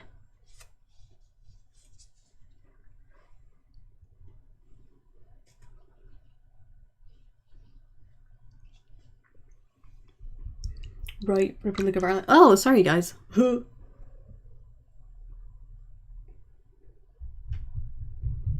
Republic of Ireland is weirder. They have a 1.29 euro store. Well, I mean, I call it Dollarama, but they don't have much that costs $1 anymore. Most of the stuff in there is like $1.25 and more. So I guess it's similar.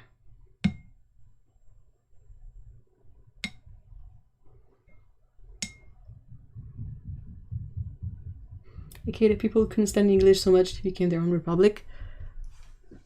That's understandable.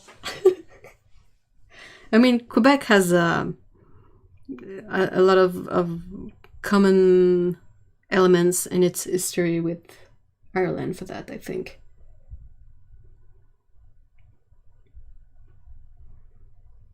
No one likes the English. Why? I mean, it's just like anyone anywhere else.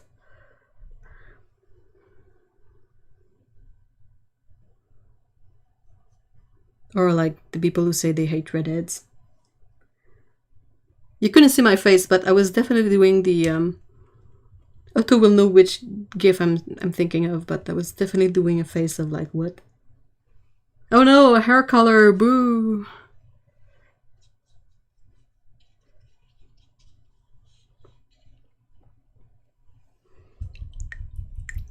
Take a look at who... Dude, I mean... Yeah, take a look at who the US elected before. It's not a localized issue. And we had Harper before in Canada, which wasn't exactly... the most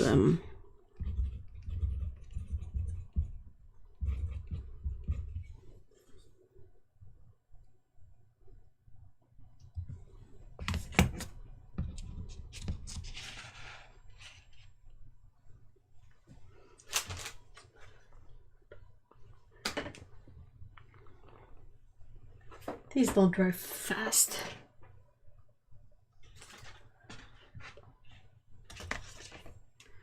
Do I have much more? 1, 2, 3. Ah.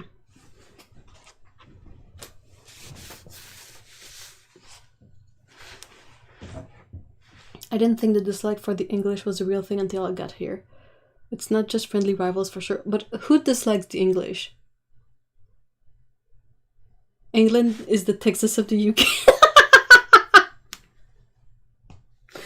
No matter what, it has to be the best. Ugh. Or the former mayor of Toronto. Ooh. Yeah, the Ford guy who did hard drugs. I don't know, it's just like, I don't think anything is particularly, like, I'm struggling hard to think of a place in the world that has a leader or a system where people, like, they're happy and they love it. Has to be a few, but I mean, they're not the first one that comes to mind for sure. I still debate about what nationality I am. I'm not Japanese on paper, I'm British by nationality. But I don't feel English nor Scottish. You're definitely... I would absolutely have you as Japanese. Because I think it has shaped a lot of who you are, whether it's the good stuff or the less good stuff. I think I would have you as a Japanese with... What do they call it in... you know, when you give your zodiac sign and you have like the ascendant? And definitely Scottish. Because Scottish. That was gonna be like, pfft. Shut up, Ev.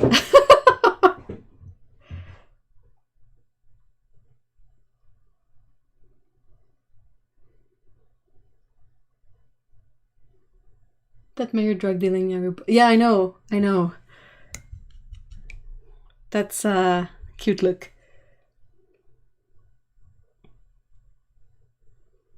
How do you pronounce that, Kevin? Out of curiosity.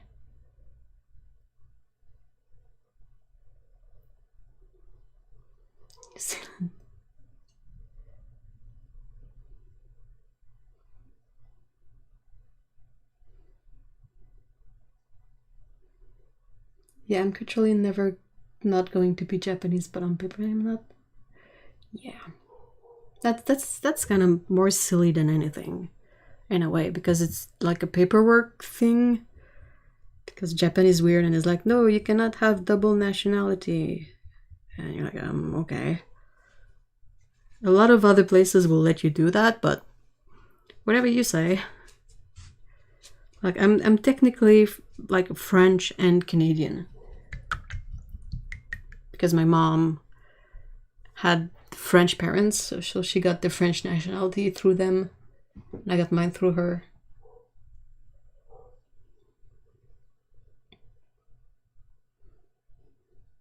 Taoiseach.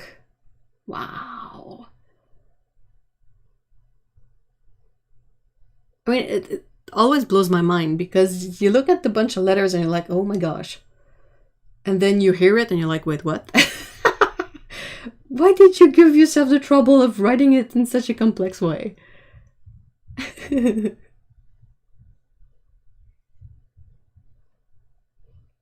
God, can every other country borrow the news? In the UK, you are British and whatever country you were born in. Pfft.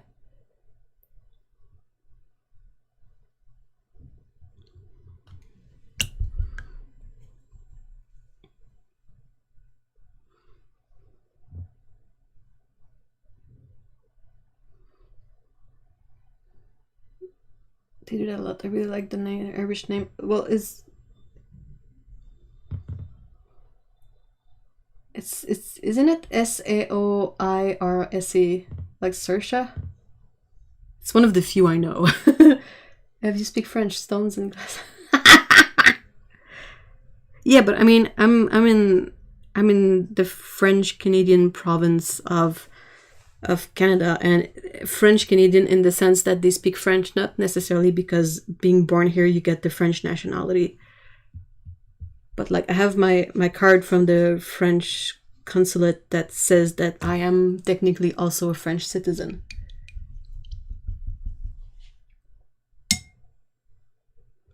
It's Saoirse, and it's pronounced Saoirse or something like that.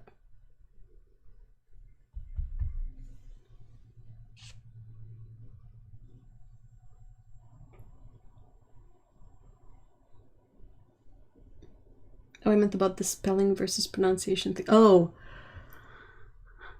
yeah. Yeah, I gotta say, we made up some really fancy words. Really fancy sounds from way too much letters. Like Versailles.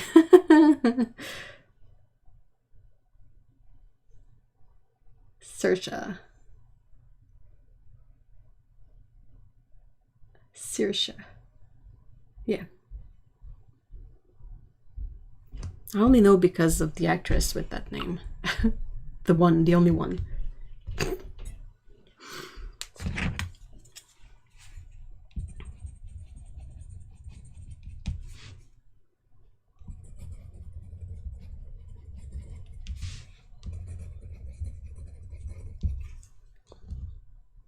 I only know it because of the actress. Yep.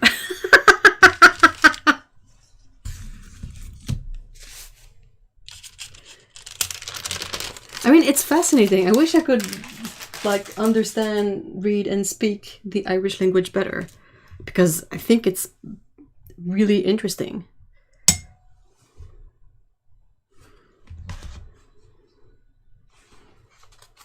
Yeah, this way is going to be easier.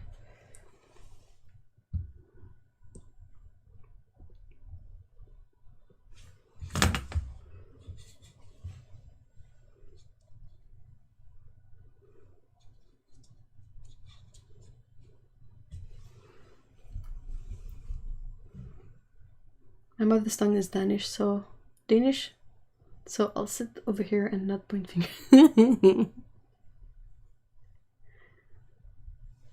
I think every language has its really weird bunch of letters together that make a sound you wouldn't expect.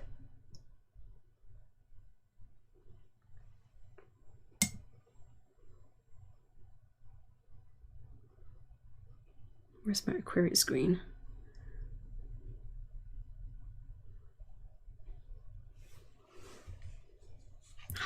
Yes.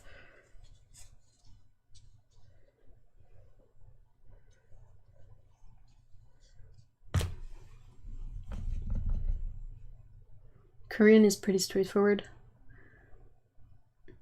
I was born in a... oh, good grief. Goel teached. Wow. So my first language is Irish. That's pretty cool. So you speak Irish fluently, right?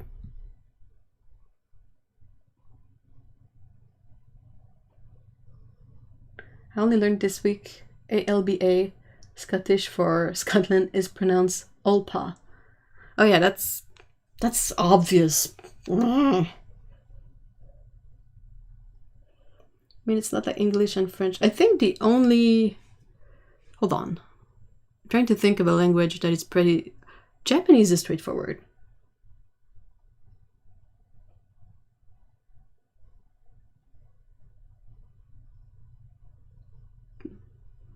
I don't think I've seen a Japanese word that I read and then was told that it is pronounced in another way than what you read.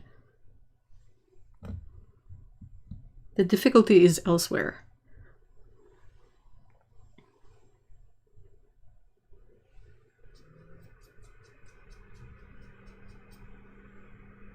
Yeah, Japanese is you write it as you pronounce it. Yeah.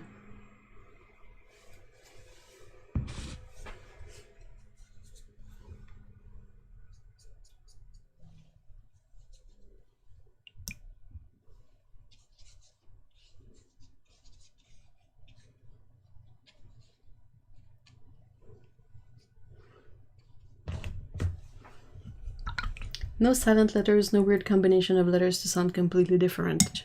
The only thing that personally is a bit harder for me to wrap my mind around concerning Japanese is when you have words like tambi, which have an M, but there is no like single M in hiragana. So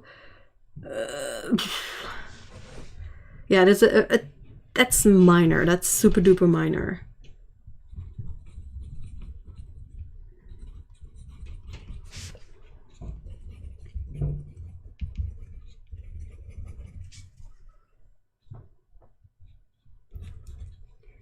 Sheepish gray. Still gotta look how you write it.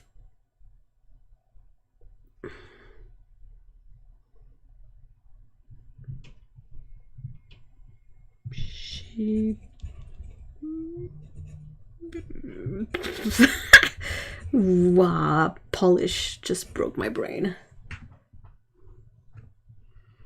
I've heard Norwegian grammar is easy for English speakers. Korean writing system was designed for the language rather than an evolution thing, so it's very, very logical. That sounds good. That sounds nice. When I came over here, I could not get my head around silent letter and why K is pronounced key. Suriki. Yeah, but that's N. That's not M. Isn't it?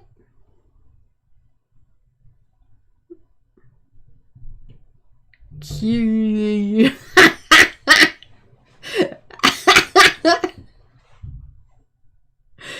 Oh no, what does this? Oh my god, I was at Suriki. See, I see it and I'm tempted to say Quay. That's what is written there. I mean, anyway, I was at Suriki. Probably Surrey is not pronounced like that, but when I first pronounced it and a friend laughed at me, I'm like, dude, I'm not the one with the messed up spelling language. Exactly. Yeah, Tanbi is with an N, but when you look at how they label Kuretake Gansai Tanbi, they label it with an M, and it breaks my brain. Oh no, Lise, I hope you were able to push the headache away. And it was nice to see you. Thank you for stopping by, and I hope you feel better soon.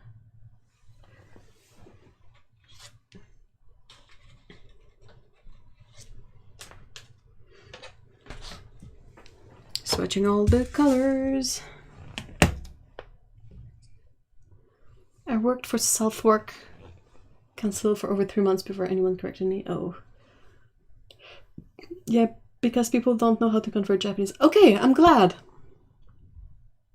I thought I was missing something really like key, and it broke my brain to see those lone M letters in Japanese translations. I was like, but it's not there. There's no such thing, and it kind of messed me up. But now that you tell me that it's a stupid translation thing, I feel better. It was confusing that way. That my surname is actually a spelling mistake. Yeah, you told me that. Oh my good grief, Kevin, I'm not gonna try and pronounce that, but it looks awesome. It, like, to someone who has never seen Irish, it looks like something you would find in an old text from like 500 years ago. Oh my gosh, I have no idea. I grew up in an area with Cree names for some buildings. Ooh, cool. The middle school was Opaskia, and one of the malls was Otinika. Nice.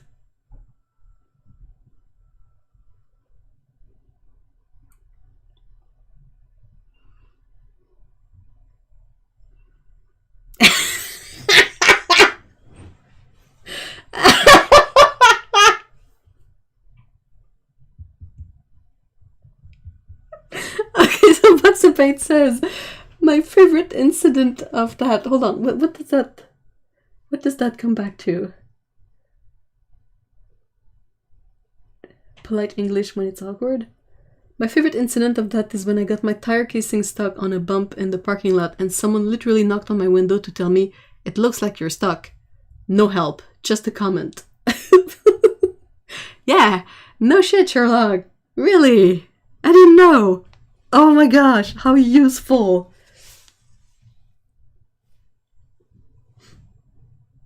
The Kia is a very odd sound. It's hard to describe. Yeah, I'm probably butchering that. Sorry.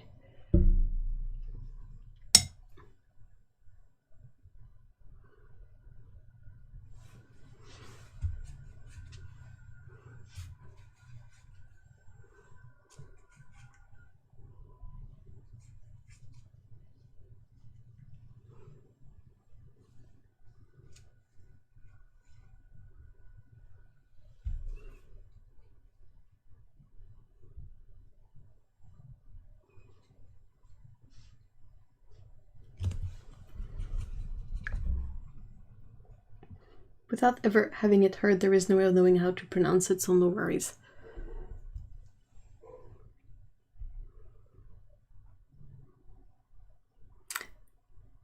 That's PB16. I don't think it is. It looks like it, but that's why I got this color, is that... Oh, is it written on the other side? Tell me I did that. Why did that... Oh, fudgeroo. It's actually PB15 column 3 and PBR 24. It's Schmall's Ocean Blue. It's a sort of Kuya. Oh yeah, that would make sense. Yeah, I can sort of relate that to some of the Huron stuff we have here. Fudgeroo. I say that a lot. Might be the first time I say it on stream, but I say that a lot in everyday life.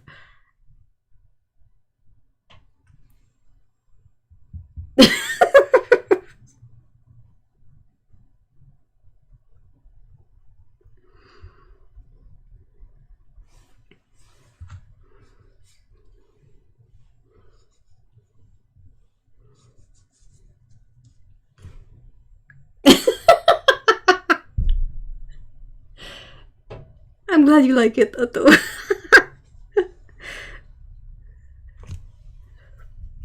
It is really close to the pigment, but what got me to buy that one is that it separates a bit. So you have this deep blue intense color, and then you have spots that are a tiny bit greener because of the PBR 24 pigment. And yeah, of course, screen is screen.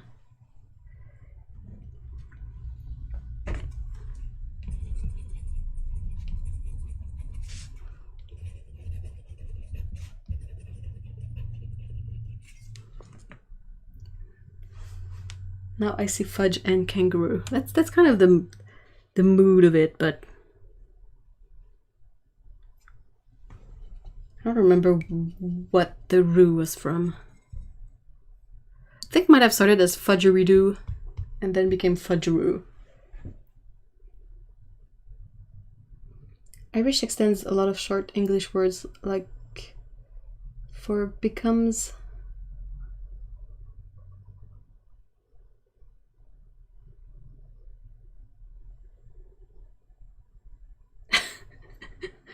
Oh my gosh, hold on. Like for becomes Madir lay. Madir lay? Living becomes, I'm not gonna try that. But my favorite shit becomes just cack. That's really funny. Because, you know, if you had an A at the end of that, you got a French word for it too. So that would be easy to remember.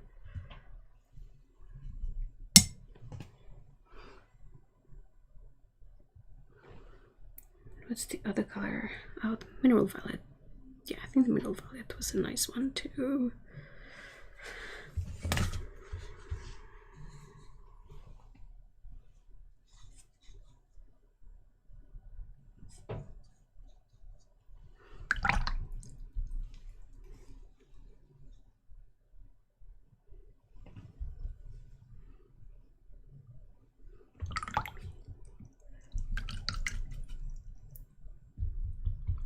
All right,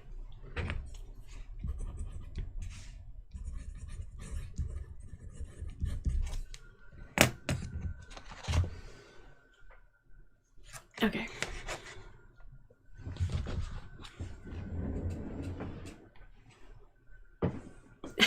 Not enough space.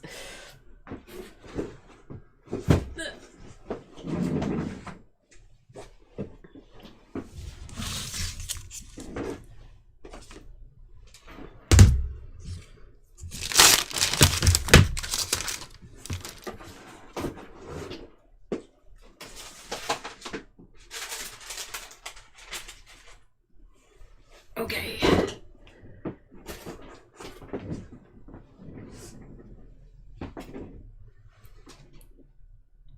Okay, so let me see if I can do some sort of zoom thingy.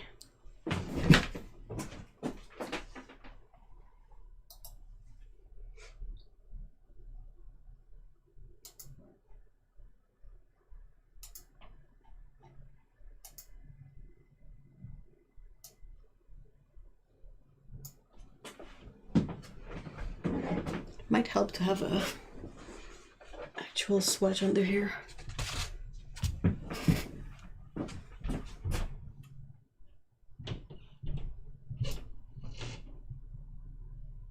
Yeah, that's as far as it goes.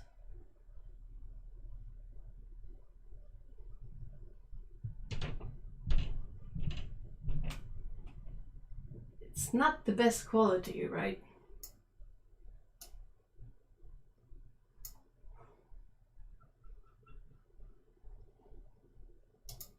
Let's try something else. Manual zoom.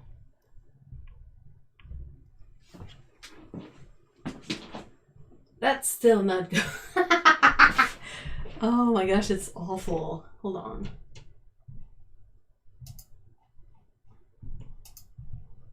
If I try this. Not better.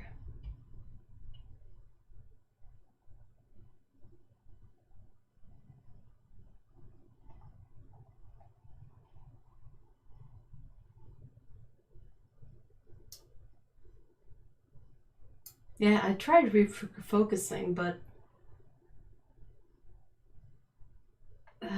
it's not good.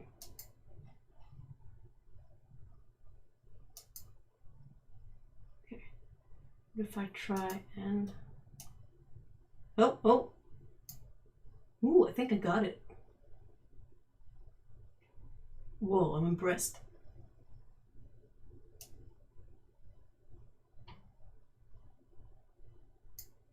Yeah, that's about as good as it will be, I guess.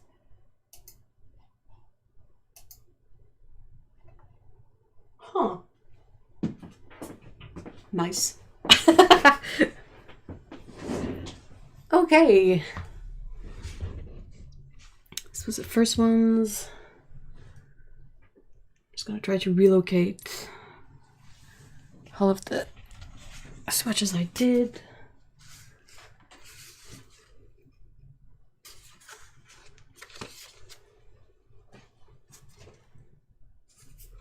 Okay. Okay, so like I mentioned at first, my that's still wet. My goal was to try and swatch colors on hot press because in the span of like one day, I read 2 accounts of people saying that hot press is actually more interesting for granulation than cold presses. And the logic behind that is that while the texture of cold press helps with granulation, it tends to even out the granulation because of the regular texture. So it sort of spreads out the particle in an irregular way, if I can say that. And if you want a more chaotic effect with your granulation, you would be better off to use it on hot press, where you don't have the texture of the paper to distribute everything like nicely and evenly, if that makes sense. So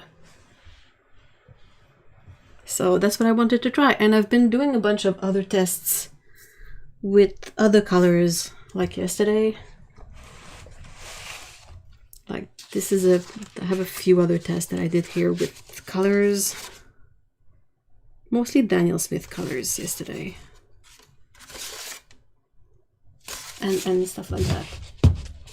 Yeah, like the granulation is dictated by the texture of the cold press paper. Hot press drives me batty. Yeah, I don't have a good history with hot press, but I was curious because the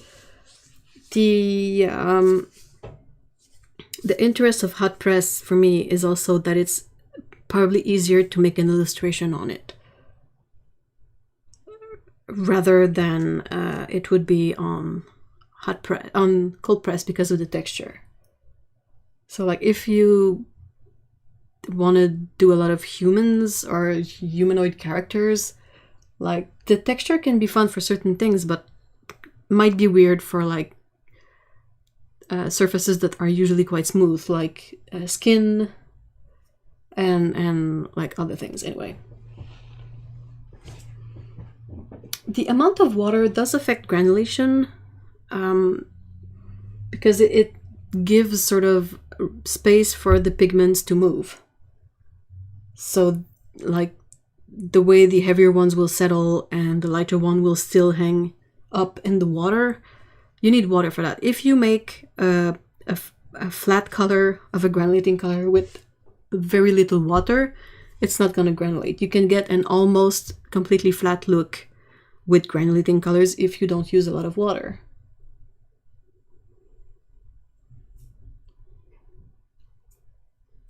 Okay, so rambling aside, this is the first sort of, I don't know if it's going to show the sparkliness of kyanite, but the first 7 colors, yeah. I think this one should have granulated more, but yeah. Like you see some interesting deposit even in a smooth color like kyanite. Like the way it exists on the paper has something really unique that you might not get on cold press. So that was fun. So the light is really nice. This is the genuine lapis lazuli from DS that I only have a small gifted swatch of. But like even the amethyst, even the amethyst one have some texture because of the way it was on paper. Okay, so next one was mostly blues and light greens. So yeah, this one is way too nice to be real. I can almost, yeah. The fishite is sparkly, but it's really subtle sparkle. I think these colors are really, really nice.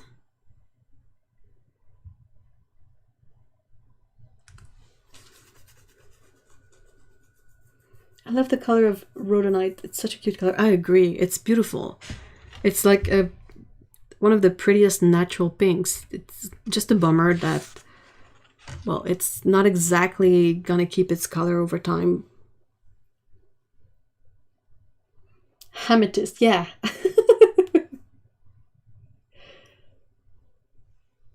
I've only played a little with hot press, but I really like the feel of painting on it. I want to give it a second chance. My first few illustrations that I did when I went back to watercolor were on hot press because that was what I had. So I kind of want to try again.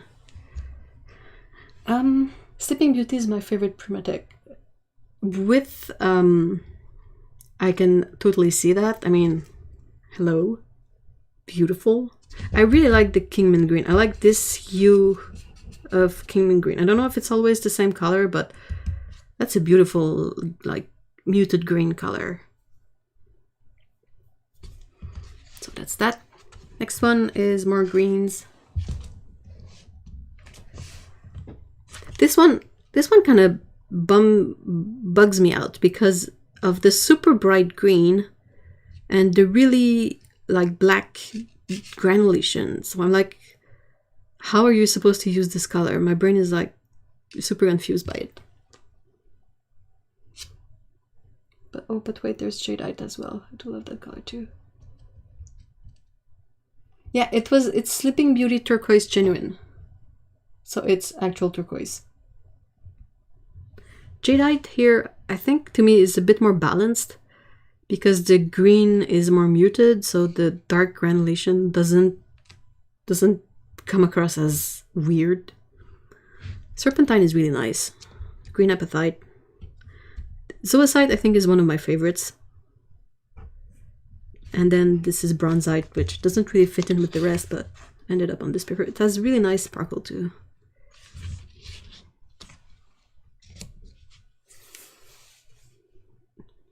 That side looks like an easy way to paint a bush. A lazy paint. Yep. But see, the thing that bums, I keep saying bums, I mean bugs me out, is that I try not to paint shadows with black. And both of these colors have, their granulation is kind of, it feels like there's a black particle in the granulation. So it kind of messes up with my perception of how I would use these colors. Like to me, green apatite would be easier to manage because the granulating particle is brown. So that's a bit easier for me to work my mind around. Mayan blue is nice. Mayan dark blue is even better, but it's not a primitive color. The green apatite reminds me of Sterling's green she made. Ooh. Okay, more browns.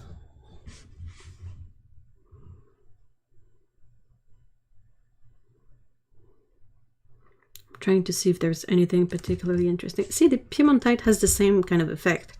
It's a nice red, but it has this almost black granulating element to it, which to me makes it hard to use outside of like an abstract painting.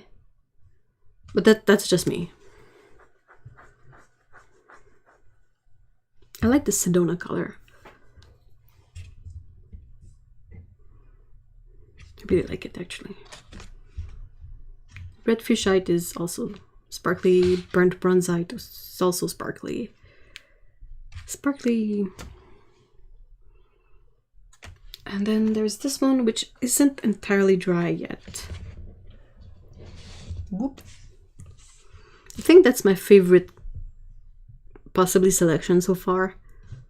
No, mind you, my second favorite. The one with the...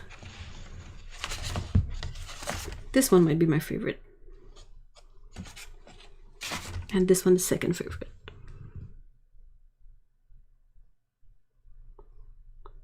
That's pretty. I mean, that bloodstone. Bloodstone is, you can really see how the granulation is not even. Like smooth area, then the granulation, and then less granulation, but kind of looks like a bit like feathers or a rock. It's really nice.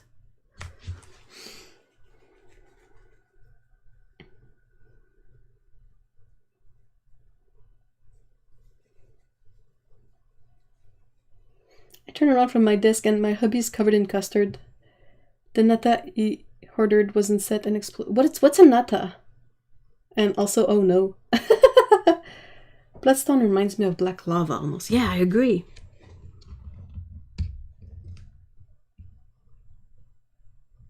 And we were looking at it, and it's not even an expensive Primatech, all things considered. It's a series 2. So that's a Pastel de Nata. What is that? Sorry, that is a picture. It is. I'm afraid to eat mine. Oh no. It's a Portuguese pastry. Pastry. The Primatech neutrals are so lovely. I agree. I completely agree with you on that. Like this one also has this effect of like black granulation and a more vibrant color that looks nice, but to me is difficult to use. But all the other ones, especially this one, I think this one is interesting. This one too. And these, they are weak, but the granulation is on point.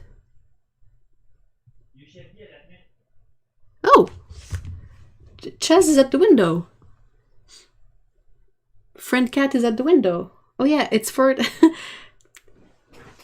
Il est presque 4h30, c'est son heure.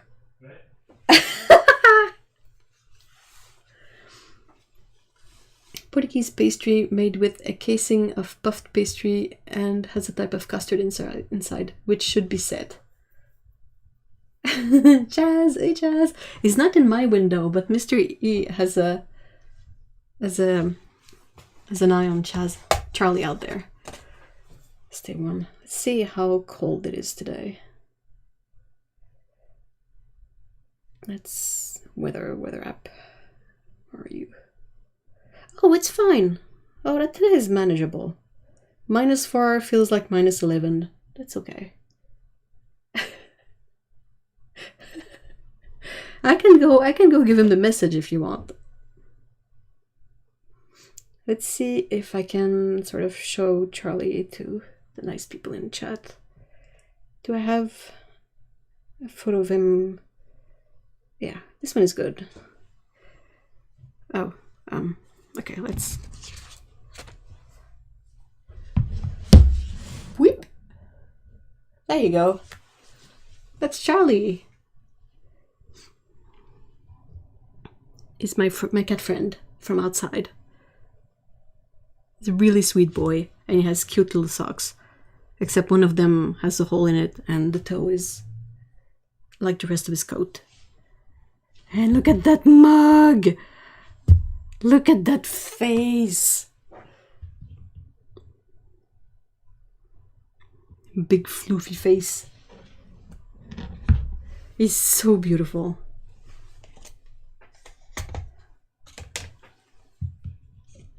I would totally steal it. I would feel better about that idea if it didn't have a medal with like his phone number on it. I was commenting to Mr. E the other day that it was kind of funny that our fridge like has like, you know, people often use their fridge to put like a calendar or something useful or whatnot. Mine has a pizza dough recipe. It has our cat's weight when we weigh them, and it has Charlie's phone number. Made me laugh. James met a new cat today. It's orange and white with no color, and I'm like, why did you not steal the kitty? Exactly. It's ginger and white. It's exactly what I'm looking for. Yeah. Yeah.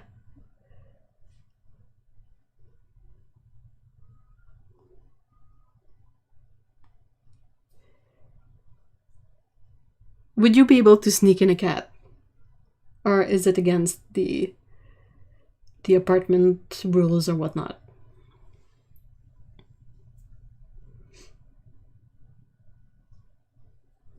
Okay, so here we have black tourmaline, which is quite lovely too. Jasper, which is also quite nice, and the old malachite that Daniel Smith made years ago. But that was too unstable to keep in tubes, so they stopped producing it. And I can see why, because my tube of malachite became all corroded and weird. Yes, I can have permission. Oh, then he definitely should have stolen that cat. I mean, people who let their cats go outside, if you don't put a collar on the cat, how are people supposed to figure out if it's a stray or not? And sometimes, like feral cats, stray cats, they at some point in their life decide they don't want to be outside anymore, so they become friendly.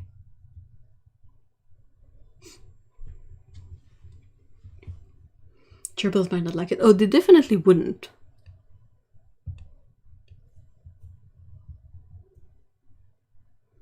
That would be the difficult part of it.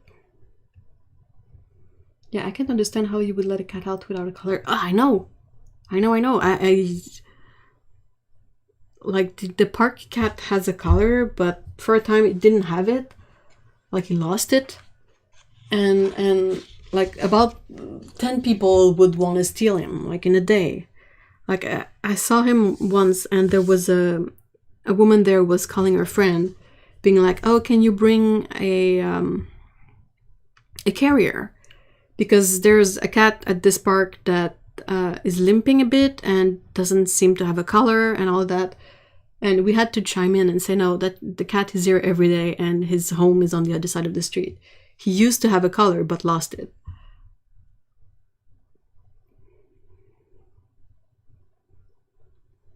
Right, so these are Roman Schmal.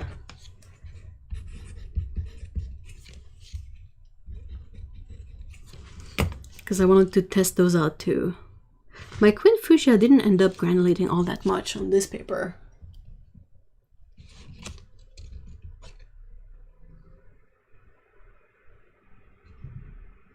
It's nice to see these two colors with the separation happening. I've been finding it a bit difficult to use them and see the separation, which is the real appeal of these actually.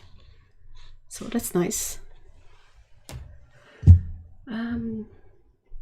Then this one, I think, was the next one.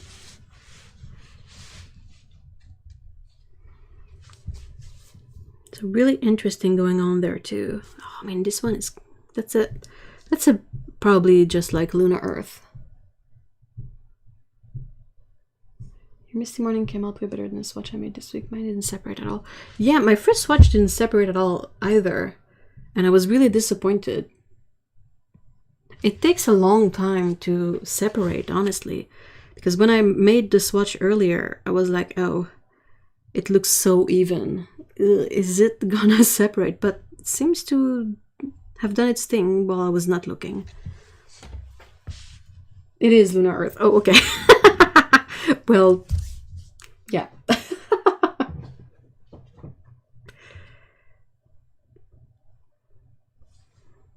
That's nice. The hematite colors are really lively. Though I feel like this one is really like a Caput Mortuum color.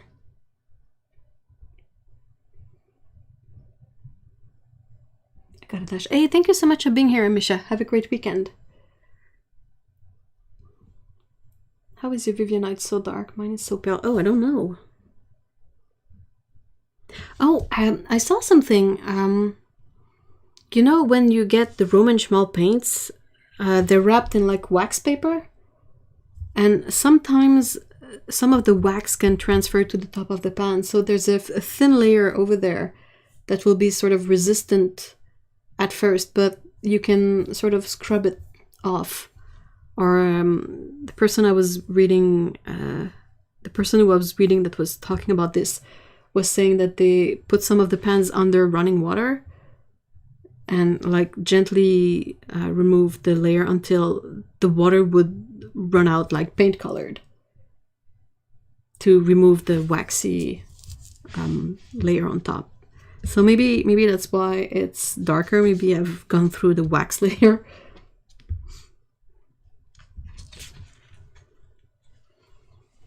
I'm running out of areas for wet swatches. I think this one is the next one. Whoop. A couple of mines were like that, and after using them for a bit, they were like a whole different pan. Yeah, exactly. I noticed it on a couple of mines too. That I would try to get a swatch, and I could see that the water would stay like on top, and I was like,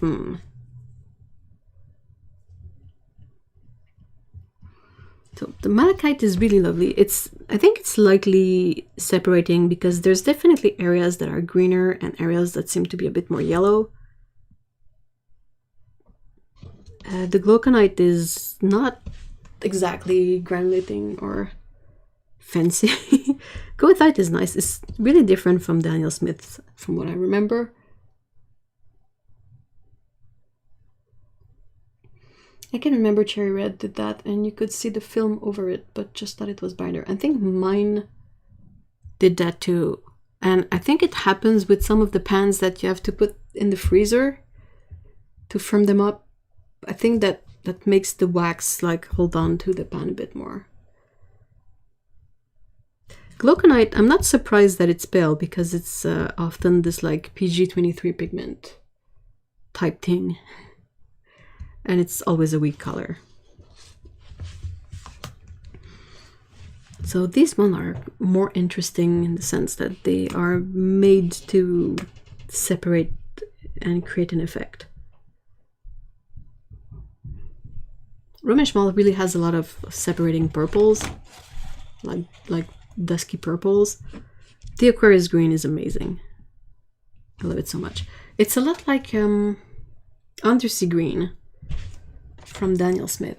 So this is on cold press, so it's not the best indication of... Is it on camera? Barely. Is this better? Yeah. So definitely like the same hues going on between this and this. Like the greener aspect looks similar, the bluer aspect looks similar. So it's probably a good dupe.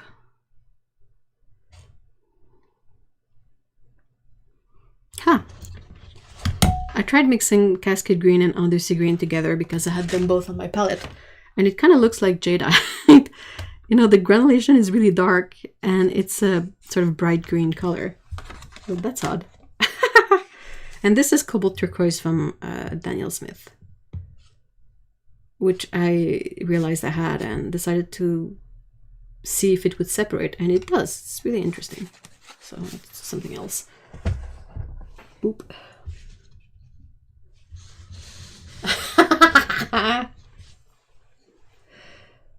No, the malachite is always pale. I've never seen a malachite that is not pale. What do you think of Archambault watercolors, actually? I have yet to really play with them. I swear my to-do list is endless. What are you doing to me? You're making me want to try HPP. I know, what am I doing to myself? It took a really long moment of me thinking and perusing through my stash of paper to be like, do I have any hot press left? Because the few hot press I had, I gave away because I was not using it and I thought I had no use for it. So I found these. These are the pre-cut Strathmore. And I was sent this bundle of hot press instead of cold press on... It was a mistake, but I didn't bother with it, and I just like, oh, it's gonna be my stash and whatever. But I'm like, oh, I have these, so I use these for all the swatches, and then I have a couple of blocks with hot press paper. So not used to it that I keep using the wrong word for it. And those are the last three colors. So that's the ocean blue, that is PB 15-3 and PBR 24. So it's like a separating PB 16 dupe. And the mineral violet and the caput mortuum. I mean, that's pretty.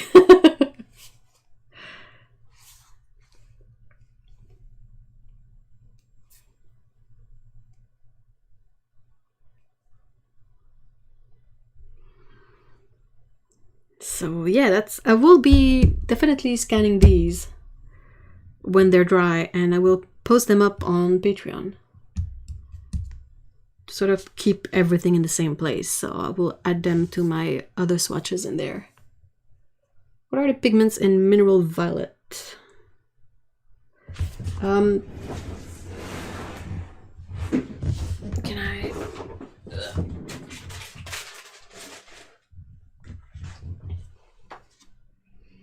Mineral violet, it's PB29 and PV19. So ultramarine blue and a PV19 color.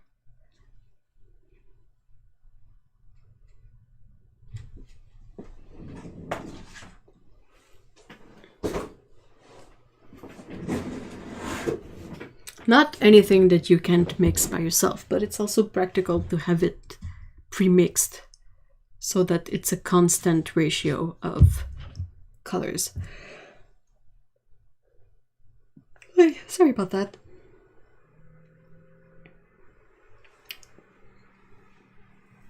So same as Rose of Ultramarine. Is it? Hold on, I think I swatched Rose of Ultramarine yesterday. Oh. Oh. Okay, so it's gonna be upside down. Well, hold on, I could make that like not in a stupid way.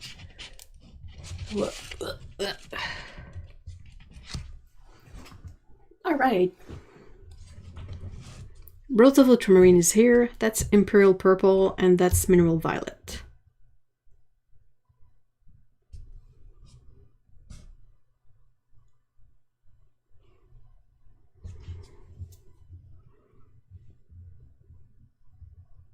It looks like somewhere in between these two, I think, because it has the blue-like ratio of this one, but the pink is much stronger, like you would find it here. So I think it's somewhere in between.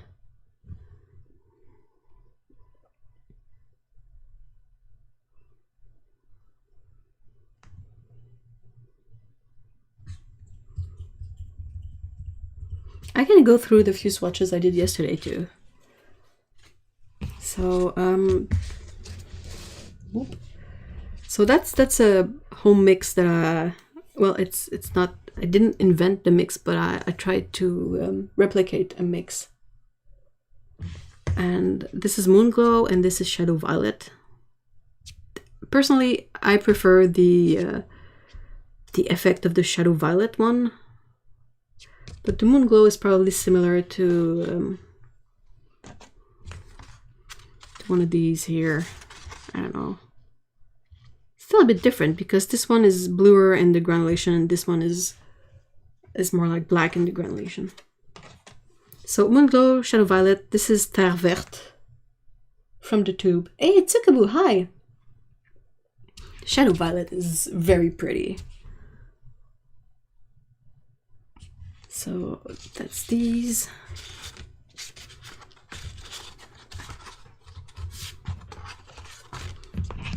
Then I did these. It's a little bit less clear what these are, but I was trying to... okay, a bit of setting. One of my favorite color triad is Yellow Sophie from Sennelier. PR168 and the manganese blue mix from Da Vinci. Issues with that is that PR168 is going out of stock, like it's going to be discontinued shortly. So while I have a few tubes stashed up, it's like not necessarily viable in the long term. And same thing with the Da Vinci manganese mix one. So I was trying to see if cerulean blue chromium from Daniel Smith would make like a substitute for the Da Vinci. So I was trying to mix these color and I'm not convinced it does the effect I want. Like, I feel like the swatches ahead of this had a bit more life to them. So that's that. These are me trying some handmade colors that I made. This is the Vivianite that I made that is sort of completely unusable now. This was my handmade lapis lazuli, and those are the Icelandic colors from Kremer. So I won't try to pronounce the name, but the pink, green, and yellow. So that was that.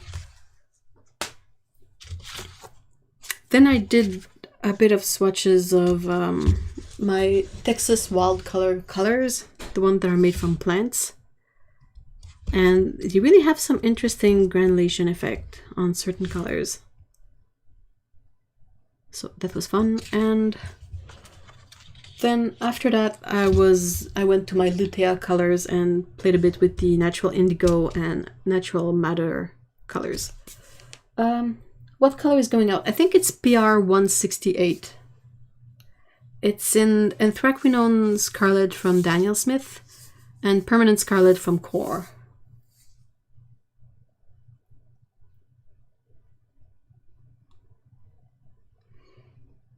That's what I saw. I saw on Core's, like Golden's page at some point that PR168 was going extinct. Not a lot of people like it. I guess it's not really on anyone's radar, but I really like it. And I was like, darn it. PP33 is still in production, so it depends if Da Vinci gets more stock. I hope they will, because their blue mix is really lovely. Hold on, let me get swatches of that. They're just down here.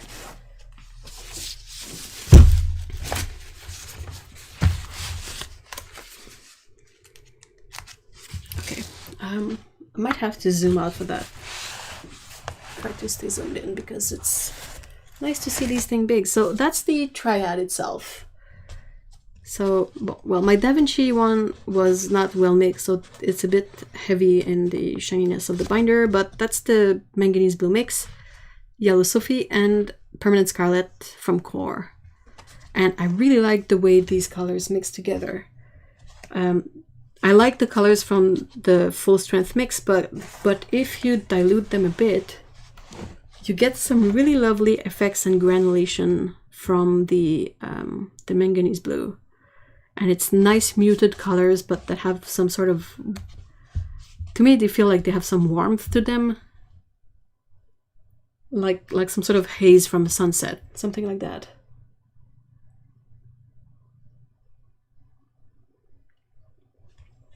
And then on the other page, I have another sort of like mix swatch thingy.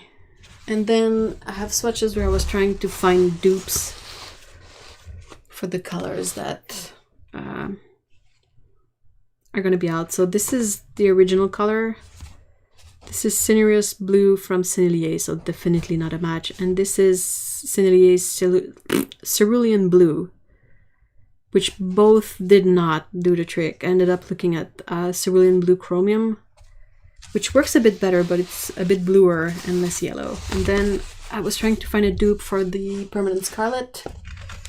And the closest one I'm able to find is Sennelier's French Vermilion, which is a bit more yellow, but kind of close enough. So yeah, that's for the notary. And yes, I'm also very bummed out that it's going away. And yeah, even if it's a color I don't use, whenever a color disappears, I'm always like, oh. Oh, these are here. I was looking for these the other day.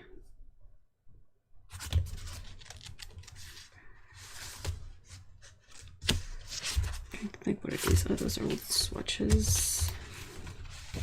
Where did I try to find the...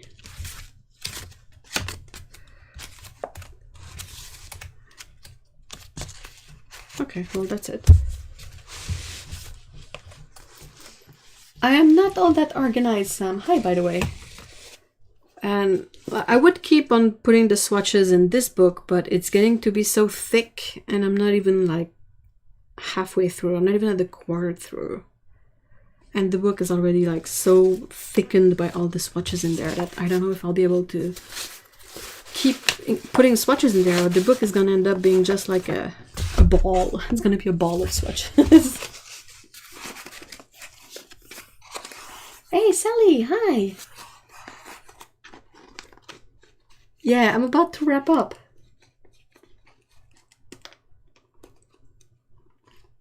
There's no such thing as an organized artist, yeah. To some extent, though.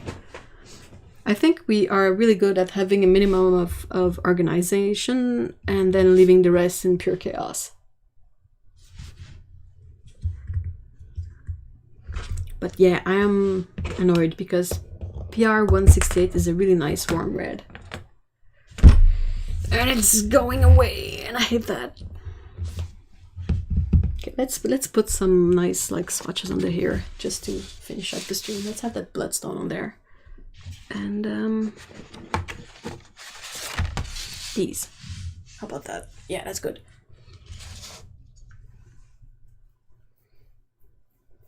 I have stacks that are organized chaos. Yeah, that's it. Hey, thank you for being here, Alex. I'm about to finish things anyway, so good timing.